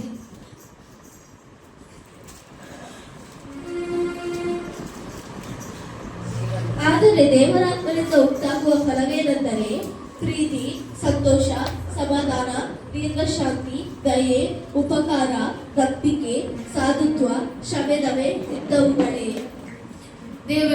ದೇವರಾತ್ಮನ ಫಲ ಏನಂದ್ರೆ ಪ್ರೀತಿ, ಸಂತೋಷ. ಸಂತೋಷವಾಗಿರಿ. ಇರೋದು 2 ದಿನ, ಎಲ್ಲರ ಜೊತೆ ಸಂತೋಷವಾಗಿರಿ. ನಿಮಗೆ ಗೊತ್ತಾ, ಇದಕ್ಕಿದಂಗೆ ಹಾರ್ಟ್ ಅಟ್ಯಾಕ್ ಆಗಿ ಸತ್ತೋದ್ರು. ಮೊನ್ನೆ ಆದರ್ಶ ಹೇಳ್ತಾ ಇದ್ದೆ, ನಮ್ಮ ಜೊತೆಗೆ ಬೆಳೆದವನು ಫ್ರೆಂಡ್ಸು ಇದಕ್ಕಿದ್ದಂಗೆ ಸತ್ತೋದ ಅಂತ. ಯೇಸು ಅವ್ರು ಹೇಳ್ತಾ ಇದ್ರು, ಅವರ ಹೆಂಡತಿ ಅಣ್ಣನ ಯಾರು 1 ವರ್ಷನೇ ಆಗಿಲ್ಲ, ಮದುವೆ ಆಗಿ 1 ವರ್ಷನೂ ಆಗಿಲ್ಲ, ಸತ್ತು ಹೋದ. ಏನಕ್ಕೆ? ಸಂತೋಷವಾಗಿರಿ, ಎಲ್ಲರ ಜೊತೆ ಸಂತೋಷವಾಗಿರಿ. ಇರೋದು 2 ದಿನ, ಯಾವಾಗ ಈ ಕಾಲ ಗತಿಸಿ ಹೋಗುತ್ತೋ ಗೊತ್ತಿಲ್ಲ. ಸಂತೋಷವಾಗಿ ಸಮಾಧಾನವಾಗಿ ಮನೆಯಲ್ಲಿ ಸಮಾಧಾನ ಇರಿ. ಮೊದಲು ನಿಮ್ಮ ಕುಟುಂಬದಲ್ಲಿ ಸಮಾಧಾನ ಇರೋದು ನೀವು. ಯಾಕೆ ಗಂಡನ ಮೇಲೆ ದ್ವೇಷ, ಹೆಂಡತಿ ಮೇಲೆ ದ್ವೇಷ, ಮಕ್ಕಳ ಮೇಲೆ ದ್ವೇಷ, ಅಕ್ಕ ತಂಗಿಯವ್ರ ಮೇಲೆ ದ್ವೇಷ? ಯಾಕೆ? ಬಿಟ್ಟು ಬಿಡಿ. ಅವ್ರು ಮಾಡಿದ ಉಂಡೆ ಉಡುತ್ತಾರೆ ಅಲ್ವಾ? ನೀವು ಮಾಡಿದ್ದು ಅವ್ರು ತಗೊಂಡೋಗಲ್ಲ, ಅವ್ರು ಮಾಡಿದ್ದು ನೀವು ತಗೊಂಡೋಗಲ್ಲ. ಅವ್ರು ಏನೇನ್ ಬಿದ್ದಿರ್ತಾರೋ ಅವ್ರು ಖಂಡಿತ ಕೊಯ್ತಾರೆ. ಆದ್ರೆ ನಿಮ್ಮ ಮುಂದೆನೆ ಅದು ನಡೆಯುತ್ತೆ. ಆದ್ರೂ ಸಂತೋಷ ಪಡಕ್ ಹೋಗ್ಬೇಡಿ. ದೇವರವ್ರನ್ನ ಬದಲಾಯಿಸಂತ ಪ್ರಾರ್ಥನೆ ಮಾಡಿ. ಖಂಡಿತ ದೇವರವ್ರನ್ನ ಬದಲಾಯಿಸ್ತಾರೆ. ಸಂತೋಷ, ಸಮಾಧಾನ, ನಂಬಿಕೆಯಲ್ಲಿ ಬದುಕ್ರಿ. ದೇವ್ರಿಗಾಗಿ ನಂಬಿಕೆಯಲ್ಲಿ ಇಡಿ. ದೇವರನ್ನ ನಂಬಿಕೆಯನ್ನು ಹೆಚ್ಚಿಸು. ನನ್ನ ನಂಬಿಕೆ ಸಾಲ್ತಾ ಇಲ್ಲಪ್ಪ, ಏನೋ ಎಷ್ಟೆಲ್ಲ ಪ್ರಯತ್ನ ಮಾಡ್ತಾ ಇದ್ದೀನಿ, ನನ್ನ ನಂಬಿಕೆ ಸಾಲ್ತಾ ಇಲ್ಲ. ನಂಬಿಕೆ ನನ್ನಲ್ಲಿ ಕೊಡುವಂತ ಪ್ರಾರ್ಥನೆ ಮಾಡಿ. ಆ ನಂಬಿಕೆನ ದೇವರೇ ಕೊಡ್ತಾನೆ. ಹಲ್ಲೆಲೂಯಾ! ದೇವರೇ ನಮಗೆ ನಂಬಿಕೆ ಕೊಡ್ತಾನೆ. ಆಮೇಲೆ ಇನ್ನೇನಿದೆ? ದಯೆ, ಉಪಕಾರ. ಇನ್ನೊಬ್ಬರು ದಯೆ ತೋರಿಸಿ. ಏನು ಆಗಿಲ್ವಾ? 1-2 ಪ್ರಾರ್ಥನೆ ಆದ್ರೂ ಮಾಡಿ. 1-2 ನುಡಿ ಪ್ರಾರ್ಥನೆ. ದೇವ್ರೆ, ಅವರೆಂತ ಕಷ್ಟದಲ್ಲಿದ್ದಾರೆ, ನನ್ನ ಹತ್ರ ಅದು ಕೊಡೋ ಯೋಗ್ಯತೆ ಇಲ್ಲ. ದೇವ್ರೆ, ಅವ್ರನ್ನ ಆಶೀರ್ವಾದ ಮಾಡುವಂತ ಒಂದು ನುಡಿ ಪ್ರಾರ್ಥನೆ ಮಾಡಕ್ಕಾಗಲ್ವಾ? ಆಗಲ್ವಾ? ಏನು ಕೊಡಕ್ಕಾಗಿಲ್ಲ, ನಮ್ಮ ಹತ್ರ ಕೊಡೋಷ್ಟು ದುಡ್ಡು ಇಲ್ಲ ಬಿಡಿ. ಆದ್ರೆ ಪ್ರಾರ್ಥನೆ ಮಾಡಕ್ಕಾಗುತ್ತಾ? ನಿಮಗೆ ಯಾರಾದ್ರೂ ಒಂದು ಪ್ರಾರ್ಥನೆ ಹೇಳಿದ್ರೆ ಅಲ್ಲೇ ಬಿಟ್ಟು ಬಿಡಬೇಡಿ, ಮರ್ತು ಹೋಗ್ತೀರಾ. ದೇವ್ರೆ, ಅವ್ರು ನನಗೆ ಹೇಳಿದ್ರು, ದೇವ್ರೆ ಇವ್ರನ್ನ ಆಶೀರ್ವಾದ ಮಾಡು, ಅಲ್ಲೇ ಪ್ರಾರ್ಥನೆ ಮಾಡಬೇಕು. ಇಲ್ಲಾಂದ್ರೆ ನೀವೇ ಲೆಕ್ಕ ಕೊಡ್ಬೇಕು, ಲೆಕ್ಕ ನೀವು ಕೊಡ್ಬೇಕು. ಪ್ರಾರ್ಥನೆ ಹೇಳಿದ್ರು, ನೀವು ಮಾಡಿಲ್ಲ ಅಂದ್ರೆ ದೇವ್ರು ಬಿಡ್ತಾನ? ದೇವ್ರು ಕೇಳ್ತಾನ? ಪ್ರಾರ್ಥನೆ ಮಾಡೋದನ್ನ ಮರಿಬೇಡಿ. ಅದು ಬಿಟ್ಟು 1 ಕೊರಿಂಥ 4:4-7 ವಚನ ಬೇಡ, ಓದ್ಬೇಡಿ. ಅಲ್ಲಿ ಪ್ರೀತಿ ದಯೆ ತೋರಿಸ್ತದೆ, ಪ್ರೀತಿ ತಾಳ್ಮೆ ಉಳ್ಳದು, ದಯೆ ತೋರಿಸ್ತದೆ, ಹೊಟ್ಟೆ ಕಿಚ್ಚು, ಇವೆಲ್ಲ ಕೇಳಿ ಕೇಳಿ ಸಾಕಾಗಿದೆ, ಬಿಡಿ, ಅದನ್ನ ಬೇಡ. ಆಮೇಲೆ ಕೊನೆಯದಾಗಿ ಪ್ರಕಟಣೆ 22ನೇ ವಚನ ಕೊನೆಯದಾಗಿ ಓದ್ಬಿಟ್ಟು ನಾನು ಮುಗಿಸ್ತೇನೆ. ಜೀವವೃಕ್ಷವಿತ್ತು, ಓದಿ. ಜೀವವೃಕ್ಷವಿತ್ತು. ಆ ನದಿಯು ಉಭಯ ಪಾಶ್ಚರ್ಯಗಳಲ್ಲಿಯೂ ಜೀವವೃಕ್ಷವಿತ್ತು. ಅದು ತಿಂಗಳುಗಳಿಗೆ ಫಲವನ್ನು ಫಲಿಸುತ್ತಾ 12 ತರದ ಫಲಗಳನ್ನು ಕೊಡುತ್ತದೆ. ಆ ಮರದ ಎಲೆಗಳು ಜನಾಂಗದವರನ್ನು ವಾಸ ಮಾಡುವುದಕ್ಕೆ ಪ್ರಯೋಜನವಾಗಿವೆ. ಆಮೆನ್. ಪರಲೋಕದಲ್ಲಿ ಒಂದು ನದಿ ಇದೆ. ಆ ನದಿ ಉಭಯ ಪಾರ್ಶ್ವಗಳಲ್ಲಿ ಜೀವವೃಕ್ಷ ಇತ್ತು. ಆ ಜೀವವೃಕ್ಷ ಹೇಗಿದೆ? ಆ ಜೀವವೃಕ್ಷ ಯಾವತ್ತೂ ಸಾಯೋದಿಲ್ಲ. ಸಾಯ್ತಾ? ಆತ್ಮನ ಫಲಗಳಲ್ಲಿ ಒಂದು ಕೂಡ ಸಾಯೋದಿಲ್ಲ. ಅದು ದೇವರಿಂದ ಬಂದಂತ ಫಲಗಳು. ಆ ಶರೀರ ಭಾವದ ಕರ್ಮದಿಂದ ಬಂದ ಫಲಗಳಲ್ಲ. ಶರೀರ ಭಾವದ ಕರ್ಮದ ಫಲಗಳು ಸತ್ತು ಹೋಗ್ತವೆ. ಆದ್ರೆ ಜೀವ ಇರುವಂತ ಆ ಉಭಯ ಪಾರ್ಶ್ವದಲ್ಲಿ ಬೆಳೆದಂತ ಜೀವ ವೃಕ್ಷದಲ್ಲಿ ಬಿಡುವ ಫಲ ಅದು 12 ತಿಂಗಳು ಫಲ ಕೊಡುತ್ತದೆ. ತಿಂಗಳಲ್ಲಿ ಅಲ್ಲಿ ಹೇಳಿದ್ರೆ ಏನದು? ಕೊನೆಯ ದಡದಲ್ಲಿ ಬೆಳೆಯುವ ನೀರಿನ ಮರವು ಏನಾಗುತ್ತೆ? ತಿಂಗಳು ಫಲ ಕೊಡುತ್ತದೆ. ಇದು 12 ತಿಂಗಳು ಫಲ ಕೊಡುತ್ತದೆ. ಹಲ್ಲೆಲೂಯಾ! ನಾನು ಮುಂದಿನ ವರ್ಷ 12 ತಿಂಗಳು ಫಲ ಕೊಡ್ತೇನೆ. ಹೇಳಿ, ಧೈರ್ಯ ಇದ್ದವ್ರು ಹೇಳಿ, ನಾನು ಮುಂದಿನ ವರ್ಷದಲ್ಲಿ 12 ತಿಂಗಳು 12 ಫಲಗಳನ್ನ ನಾನು ಕೊಡ್ತೇನೆ. ಯಾರಿಗೋಸ್ಕರ? ಬೇರೆಯವ್ರಿಗೋಸ್ಕರ, ದೇವರಿಗೋಸ್ಕರ. ಹಲ್ಲೆಲೂಯಾ! ಆ 12 ತಿಂಗಳು ಫಲಗಳು ಹೇಗಿರ್ಬೇಕಂದ್ರೆ, ನಿನ್ನಲ್ಲಿ ಪ್ರೀತಿ ಉಕ್ಕಬೇಕು, ಇನ್ನೊಬ್ಬರನ್ನ ಕಂಡಾಗ ದಯೆ ತೋರಿಸುವಂತ ಗುಣ ಬರಬೇಕು, ಆ ಫಲಗಳು ಬರಬೇಕು, ಉಪಕಾರ ನೆನೆಸುವ ಫಲಗಳು ಬರಬೇಕು, ಪ್ರೀತಿಸುವ ದಮೆ ಇಲ್ಲದ ಭಯ ಇರುವಂತ ದೇವರಿಗೆ ಭಯಪಡ್ರಿ. ಯಾರು ಭಯಪಡ್ತಿರೋ ಗೊತ್ತಿಲ್ಲ, ದೇವರಿಗೆ ಭಯಪಡ್ರಿ. ನನ್ನನ್ನು ನೋಡುವ ದೇವರೊಬ್ಬ ಇದ್ದಾನೆ. ಹಲ್ಲೆಲೂಯಾ! ಆ ಮರದ ಎಲೆಗಳು ಜನಾಂಗಗಳನ್ನ ವಾಸಿ ಮಾಡುವುದಕ್ಕೂ ಪ್ರಯೋಜನವಾಗುತ್ತೆ. ಅದರ ಎಲೆ ಈಗ ನೋಡಿ, ಒಂದೊಂದು ಎಲೆಗಳು ಔಷಧಿ ಆಗುತ್ತೆ. ಒಂದು ಎಲೆ ಅಲ್ಲಿ ನಮ್ಗೊಂದು ಎಲೆ ಹಿಂಡಿ ಅದ್ರ ರಸ ಹಾಕಿದ್ರೆ ಅದೊಂದು ಔಷಧಿ. ಆಮೇಲೆ ಗಾಯಕ್ಕೆ ಒಂದು ಕಮ್ಯುನಿಸ್ಟ್ ಗಿಡ ಅಂತ ಬರುತ್ತೆ, ಆದ್ರೆ ಎಲೆ ಉಜ್ಜಿದ್ರೆ ಗಾಯಕ್ಕೆ ಹಾಕಿದ್ರೆ ಅಷ್ಟೇ, ಅವಾಗೆಲ್ಲ ವಾಸಿ ಆಗ್ತೈತಿ. ಈಗ ಯಾರು ಹಚ್ಚಲ್ಲ ಬಿಡಿ. ಹಾಗೆ ಆ ಎಲೆಗಳು ಔಷಧಿ ಆಗಿದೆ. ಈ ಔಷಧಿ ಅಂತ ತಕ್ಷಣ ಆ ಎಲೆ ಹಚ್ಚೋದ್ರಿಂದ ಅಲ್ಲ, ನನ್ನನ್ನೇ ಒಂದು ಎಲೆಯಾಗಿ ಉಪಯೋಗಿಸ್ತಾರೆ. ಹಲ್ಲೆಲೂಯಾ! ನಿನಗೆ 9 ವರಗಳನ್ನು ಕೊಡ್ತಾರೆ. ಆ ವರಗಳು ಫಲವಾಗಿ ರೋಗವಾಸಿ ಮಾಡುವ ವರಗಳು, ದೆವ್ವಗಳನ್ನು ಬಿಡಿಸುವ ವರಗಳು, ಪ್ರವಾದನ ವರಗಳು, ಅಭಿಷೇಕದ ವರಗಳು, ಸತ್ಯತ್ವವನ್ನು ನುಡಿಯುವಂತ ವರಗಳು. ಆ ಫಲಗಳು ನಾನು ನೀನಾಗಿರ್ಬೇಕು. ಹಲ್ಲೆಲೂಯಾ! ಅದನ್ನ ಯಾವ ರೀತಿ ಅಂದ್ರೆ ಆಸಕ್ತಿಯಿಂದ ಅಪೇಕ್ಷೆ ಮಾಡಬೇಕು ದೇವರ ಹತ್ರ. ಸುಮ್ಮನೆ ಬರೋದಿಲ್ಲ, ಕೊಟ್ಟರಂತ ಫಲ ಬರೋದಿಲ್ಲ ಸುಮ್ಮನೆ. ಆದ್ರೆ ಆಸಕ್ತಿಯಿಂದ ಅಪೇಕ್ಷೆ ಪಟ್ಟು, ದೇವರೇ ಆ ಔಷಧಿ ನಾನಾಗಬೇಕು,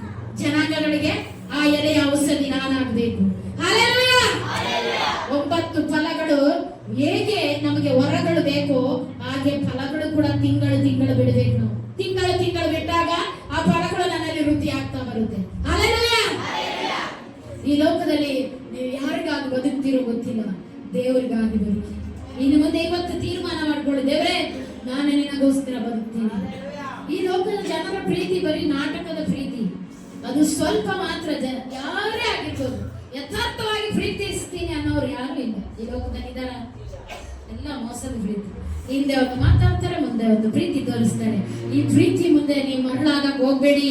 ದೇವರು ನಿನ್ನನ್ನು ಶಾಶ್ವತ ಪ್ರೇಮದಿಂದ ಪ್ರೀತಿ ಮಾಡಿದ್ದಾರೆ. ಆತನಲ್ಲಿ ಯಾವ ಕಲ್ಮಶನೇ ಇಲ್ಲ. ಕಲ್ಮಶ ಏನಿದ್ರೆ ನಾನು ಹೆಂಗೆ ಇರ್ತಿದ್ಯಾ, ನಿನ್ನೊಂದು ನನ್ನನ್ನೊಂದು ನೀನು ಹೆಚ್ಚು ಪ್ರೀತಿ ಮಾಡಿದ್ಯಾ ಅಂತ ನಿನ್ನ ಒಂದು ಪ್ರೀತಿ ಬೇರೆ ನೋಡ್ಲಿಲ್ಲ. ನೀನು ಹೆಚ್ಚು ಕೊಡ್ತೀಯ ಅಂತ ನಿನ್ನನ್ನು ಒಂದು ಪ್ರೀತಿ ಮಾಡ್ಲಿಲ್ಲ. ಜನ ನಾವು ಅಳಿತೀವಿ, ನೀನ್ ಇಷ್ಟೇ ಕೊಟ್ಟೆ, ನಾನು ಇಷ್ಟೇ ಕೊಟ್ಟೆ, ಇವ್ರನ್ನ ಮಾತ್ರ ನಾನು ಮೇಲೆ ಇರ್ತೀನಿ, ಇವ್ರನ್ನ ಕೆಳಗೆ ಇರ್ತೀನಿ ಅಂತ. ಇದು ಮನುಷ್ಯರ. ಆದ್ರೆ ದೇವರು ನಿನ್ನನ್ನ ಒಂದೇ ರೀತಿ ಪ್ರೀತಿ ಮಾಡಿ. ಆತನಲ್ಲಿ ಅನ್ಯಾಯ ಇಲ್ಲ ಪ್ರಿಯರೇ, ದೇವರಲ್ಲಿ ಅನ್ಯಾಯ ಇಲ್ಲ. ಆತನ ಅನ್ಯಾಯಿಸ್ತಾನಲ್ಲ, ನಿನಗೊಂದು ಮಾಡಿ ನನಗೊಂದು ಮಾಡೋದಿಲ್ಲ. ಆತನ ನಿನ್ನನ್ನು ಪ್ರೀತಿ ಮಾಡಿದ್ನು. ಯಾರು ನಿನ್ನನ್ನು ಪ್ರೀತಿಸದೆ ಇರುವಾಗ ದೇವರು ನಿನ್ನನ್ನು ಪ್ರೀತಿಸ್ತಾನೆ. ಅದನ್ನ ಮರಿತೀಯಾ? ಯಾರು ನಿನ್ನನ್ನು ಕೈ ಹಿಡಿಯದ್ದಾಗ ದೇವರು ನಿನ್ನನ್ನು ಕೈ ಹಿಡಿದಿಲ್ವಾ? ಅದನ್ನ ಮರಿತೀಯಾ? ಅದನ್ನ ಮರಿಬಾರ್ದು. ದೇವರು ನಮ್ಮನ್ನು ಕೈ ಹಿಡಿದಿದ್ದಾನೆ. ಆತ ನನ್ನ ಕೈ ಹಿಡ್ದಿಲ್ಲ ಅಂದ್ರೆ ಯಾವ್ದು ಇರ್ತಾ ಇದೀವ? ನೆನ್ಸ್ಕೊಳ್ಳಿ, ನನಗೆ ಯಾರು ಇಲ್ದಾಗ ಯಾರು ಕೈ ಹಿಡಿದ್ರು? ದೇವರಾದ್ರೆ ದೇವರೇ ನೇರವಾಗಿ ಬಂದು ನಮ್ಮನ್ನು ಕೈ ಹಿಡ್ದಿಲ್ಲ, ಮನುಷ್ಯರನ್ನ ಇಟ್ಟಿದ್ದಾನೆ. ಅದಕ್ಕೆ ದೇವರ ದಯೆ, ಮನುಷ್ಯರ ದಯೆ. ದೇವರ ದಯೆ ಬೇಕು, ಮನುಷ್ಯರ ದಯೆ ಬೇಕು. ಈಗ ನಮ್ಮ ಮನೇಲಿ ಯಾರು ಇಲ್ಲದಪ್ಪ, ನಮ್ಮ ಮನೆಯಲ್ಲಿ ಅಲ್ಲಿಂದ ಬರುವಾಗ ಇಲ್ಲಿ ನಾವು ಹೆಣ ಆದ್ರೆ ಏನ್ ಮಾಡೋದು? ಪಕ್ಕದವ್ರು ಯಾರಾದ್ರೂ ಹೊತ್ಕೊಂಡು ಹೋಗಿ ಆಸ್ಪತ್ರೆಗೆ ಹಾಕ್ಬೇಕಲ್ಲ, ಅದಕ್ಕೆ ನೆರೆಯವರು ಬೇಕು. ಅದಕ್ಕೆ ದೇವ್ರು ಹೇಳ್ದ, ನಿನ್ನ ನೆರೆಯ ನಿನ್ನಂತೆ ಪ್ರೀತಿ ಮಾಡು, ದ್ವೇಷ ಕಟ್ಕೋಬೇಡು ಅಂತ. ಯಾಕೆ ಹೇಳಿದ್ದು ದೇವರು? ನಿನ್ನಂತೆ ನಿನ್ನ ನೆರೆಯವರು ಪ್ರೀತಿಸುವಂತ ಯಾಕೆ ಹೇಳಿದ್ರು? ನೆರೆಯವರು ಬೇಕು ನಮಗೆ. ನೆರೆಯವರು ಇಲ್ಲದೆ ನಾನು ಒಬ್ಬಳೇ ಒಂಟಿಗನಾಗಿ ಬದುಕಕ್ಕಾಗಲ್ಲ. ಏನೋ ಒಂದು ಕಷ್ಟ ಸುಖ ಬೇಕೇ ಬೇಕು. ಅದಕ್ಕೆ ನಿನ್ನ ನೆರೆಯರು ನಿನ್ನಂತೆಯೇ ಪ್ರೀತಿಸು, ಆಗ ಅವನು ನಿನ್ನ ಪ್ರೀತಿ ಮಾಡ್ತಾನೆ. ದೇವ್ರು ಯಾಕೋ ಅನ್ಯಾಯಗಾರನಲ್ಲ, ಅದು ಹೇಳೋದಕ್ಕೊಂದು ಅರ್ಥ ಇರೋದಲ್ವಾ? ದೇವರು ನಮ್ಮನ್ನ ಪ್ರೀತಿಸಿದಾನೆ. ನಾವು ಯಾವ ಮರ ಆಗಿದ್ದೇವೆ? ಯಾವ ಮರ ನಾವು ಇವತ್ತಾಗಿದ್ದೇವೆ? ಅದಕ್ಕೆ ಯಾವ ಮರ ಆಗುವುದಕ್ಕೆ ಇಷ್ಟಪಡ್ತಾ ಇದ್ದೇವೆ? ಹಚ್ಚ ಹಸಿರಾಗಿ ಕಾಣುವ ಮರನ, ಅಥವಾ ಎಲೆಗೆ ಕಾಣದಿರುವ ಫಲನ? ಆ ಫಲ ಕೊಡುವ ಮರ ನೀನಾಗಿದ್ದೇವೆ. ಇವತ್ತಿನಿಂದ ತಿಳ್ಕೊಳ್ಳಿ, ಮರದಲ್ಲಿ ಎಲೆ ಕಾಣ್ಬೋದು, ಆದ್ರೆ ಎಲೆಯಲ್ಲಿ ಆ ಫಲ ಬಿಡುವ ಮರ ನಾನಾಗ್ಬೇಕು. ಏನಾಗ್ಬೇಕು? ಫಲ ಬಿಡುವ ಮರ ನಾನಾಗ್ಬೇಕು. ಅಪೇಕ್ಷೆ ದೇವರು ನಿಮ್ಮನ್ನು ಪ್ರತಿದಿನ ಕೈ ಚಾಚಿಸ್ತೇನೆ ಇರ್ತಾನೆ. ಈ ಸಭೆಯಲ್ಲಿ ನಿನಗೆ ಗೊತ್ತಿಲ್ಲ, ದೇವರ ಆತ್ಮ ನಮ್ಮ ಹತ್ರ ಮಾತಾಡ್ತಾನೆ. ದಿನನಿತ್ಯ ನಿಮ್ಮನ್ನು ಕೈ ಚಾಚಿ ಕರೀತಾನೆ ಇದ್ದಾನೆ ದೇವರು. ಆ ಕೈ ನಿಮಗೆ ಕಾಣದೇ ಇರ್ಬೋದು, ಆತ್ಮೀಯ ಮನುಷ್ಯರಾಗಿ ನನಗೆ ಕಾಣ್ತಾ ಇದೆ. ನಿಮ್ಮನ್ನು ಪ್ರತಿದಿನ ಕರೀತಾನೆ ಇದ್ದಾನೆ. ನಿಮ್ಮ ಬೆನ್ನು ತಟ್ಟಿ ನಿಂತಿರೋದು ಯಾರು ಗೊತ್ತಾ? ದೇವರೇ. ಇಲ್ಲಾಂದ್ರೆ ನೀವು ಇಷ್ಟೊತ್ತು ನಾಶ ಆಗ್ಬೇಕಿತ್ತು, ಯಾವಾಗೋ ಸಾಯ್ಬೇಕಾಗಿತ್ತು, ಆಕ್ಸಿಡೆಂಟ್ ಅಲ್ಲೋ ಏತ್ರಲ್ಲೋ ಸಾಯ್ಬೇಕಾಗಿತ್ತು. ಆ ಕರ ನಿಮ್ಮನ್ನ ಕೈ ಹಿಡಿದಿದೆ. ದೇವ್ರ ಕರ ನಿಮ್ಮನ್ನ ಕೈ ಹಿಡಿತಾ ಇದೆ. ನೀವು ಬೀಳದಂತೆ, ನೀವು ಜಾರದಂತೆ, ನೀವು ಯಾರ ಶತ್ರು ವಶ ಆಗದಂತೆ ಆ ಕರ ನಿಮ್ಮನ್ನ ಕೈ ಹಿಡಿದು ನಡೀತಾ ಇದೆ. ಕೂದಲು ಎಲೆ ಅಷ್ಟು ಈ ಆಕ್ಸಿಡೆಂಟ್ ಆಗ್ಬೇಕಿತ್ತು, ಹಿಂಗೆ ತಪ್ಪಿ ಬಂದೆ. ಯಾಕರ ನೀವು ಅನ್ಕೋಬಹುದು, ನಾನೇ ಡ್ರೈವಿಂಗ್ ಮಾಡೋದಕ್ಕೆ ತಪ್ಪಿಸ್ಕೊಂಡ್ಬಂದೆ.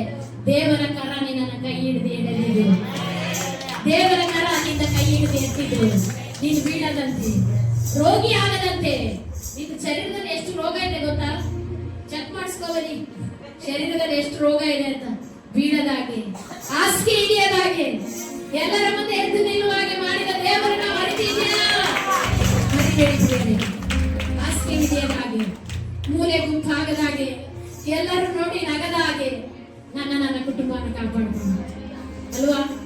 ಎಷ್ಟು ಒಳ್ಳೆ ದೇವರು, ಎಷ್ಟು ಒಳ್ಳೆಯದೆಲ್ಲ ಮಾಡಿದ್ದಾನೆ. ನೀವು ನೆನೆಸ್ತೀರಾ? ನೀವು ಎಲ್ಲ ಸಂಬಳ ತಂದಿದ್ದು ಎಷ್ಟು ಆಗುತ್ತೆ ಹೇಳಿ? ನಿಮ್ಮ ಸಂಬಳ ಎಷ್ಟಕ್ಕಾಗುತ್ತೆ? ಬಂದ್ರೆ ಹಿಂಗೆ ಹೋಗುತ್ತೆ. ಆದ್ರೂ ನಿಮ್ಮ ಅವಮಾನ ಆಗದಾಗೆ ನಿಮ್ಮನ್ನ ಎಲ್ಲರಿಗೂ ನಡೆಸ್ಲಿಲ್ವಾ? ಯಾರ ಮುಂದೆ ಕೈ ಚಾಚದಾಗಿ ಇವತ್ತು ನನಗೆ ಕೊಡಿ ಅಂತ ಅನ್ನದಾಗಿ ನಿಮ್ಮನ್ನ ನಡೆಸಿದಾನಲ್ಲ ದೇವರು. ನೀವೆಷ್ಟು ಮಾಡಿದ್ದೀರಾ ದೇವ್ರಿಗೆ ಹೇಳಿ? ನಾವು ಎಷ್ಟು ಮಾಡಿದ್ವಿ? ಎಲ್ಲರೂ ಹೆಂಗೆ ಮಾತಾಡಿದ್ರು. ಇವ್ರು ಮಾಡಕ್ಕೆ ಏನು ದಿನ ಪ್ರೇಯರ್ ಆಗ್ತಾರೆ. ನೋಡ ಅವ್ರು ಹೆಂಗ್ ಬದುಕ್ತಾ ಇದಾರೆ, ಏನು ಇಲ್ಲ ಆದ್ರೂ ದೌಲತ್ ನೋಡು ಅಂತ. ಆ ದೌಲತ್ ಕೊಟ್ಟವನೇ ದೇವರು. ಅಲ್ಲೆಲ್ಲಯ್ಯ ಎಲ್ಲರ ಮುಂದೆ ತಲೆ ಎತ್ತಿ ನಿಲ್ಲುವಾಗಿ ಮಾಡಿದವನೇ ಯಾರು? ಅವ್ರು ಹೇಳ್ತಾರೆ, ಹೌದು ನನ್ನ ದೇವರು ಅಂತವ್ರೆ, ನನ್ನನ್ನ ತಲೆ ಎತ್ತಿ ನಿಲ್ಲುವಾಗಿ ಮಾಡ್ತಾರೆ. ಅವಮಾನ ಪಡಿಸೋದಿಲ್ಲ ಪ್ರಿಯರೇ ನಿಮ್ಮನ್ನ. ಇದೇ ರೀತಿ ನೀವು ಇರೋದಿಲ್ಲ. ಎದೆ ತಟ್ಟಿ ಹೇಳಿ ನಮ್ಮ ದೇವರು ಇದೇ ತರ ಇರೋದಿಲ್ಲ. ನನ್ನ ಚರಿತ್ರೆಯನ್ನು ನಾನು ಬದಲಾಯಿಸ್ತಾರೆ ದೇವರು. ಹೀಗೆ ಇರೋಲ್ಲ, ನಾನು ಸಾಯೋದಿಲ್ಲ ಅಂತ ಹೇಳಿ ನಾನು ಸಾಯೋದಿಲ್ಲ. ಜೀವದಿಂದ ಇದ್ದು ಯೆಹೋವನ ಕಾರ್ಯವನ್ನು ಪ್ರಚುರಪಡಿಸ್ತೇನೆ. ನಾನು ಸಾಯೋದಿಲ್ಲ. ನನ್ನ ದೇವರ ಕಾರ್ಯವನ್ನು ಪ್ರಚುರಪಡಿಸ್ತೇನೆ. ನಾನು ಜೀವದಿಂದ ಇದ್ದು ಜನಾಂಗಗಳಿಗೆ ವಾಸಿಯಾಗಲಿಕ್ಕೆ ನಾನು ಉಪಯೋಗಿಸ್ತೇನೆ. 12 ತಿಂಗಳು ಫಲ ಕೊಡ್ತೇನೆ ನಾನು. ದಿನನಿತ್ಯ ನಾನು ಫಲ ಕೊಡುವ ಮರ. ಇವತ್ತಿನಿಂದ ಎಲೆ ಆಗ್ಬೇಡಿ, ಫಲ ಕೊಡುವ ಮರ. ಫಲ ಕೊಡುವ ಮರ ಅದು. ಫಲ ಕೊಡುವ ಮರಕ್ಕೆ ಏಟುಗಳು ಜಾಸ್ತಿ. ಏಟುಗಳು ಜಾಸ್ತಿ ಅಂದ್ರೆ ಅವಮಾನ ನಿಂದನೆಗಳು ಜಾಸ್ತಿ. ಆದ್ರೂ ಫಲ ಕಾಣ್ತೇವೆ. ಫಲ ಇದ್ದು ಮರಕ್ಕೆ ತಾನೆ ಕಲ್ಲು ಹೊಡಿತಾರೆ ಜನ. ಫಲ ಇದ್ದಿದ್ದಕ್ಕೆ ಯಾಕೆ ಹೊಡಿತಾರೆ? ಅದ್ರಲ್ಲಿ ಏನ್ ಲಾಭ? ಏನು ಲಾಭ ಇಲ್ಲ. ಆ ಫಲ ಕೊಡುವ ಮರಕ್ಕೆ ಕಲ್ಲು ಜಾಸ್ತಿ, ಏಟುಗಳು ಜಾಸ್ತಿ, ಅವಮಾನಗಳು ಜಾಸ್ತಿ, ನಿಂದನೆಗಳು ಜಾಸ್ತಿ. ಆದ್ರೂ ಪರವಾಗಿಲ್ಲ, ನಾನು ಫಲ ಕೊಡ್ತೇನೆ.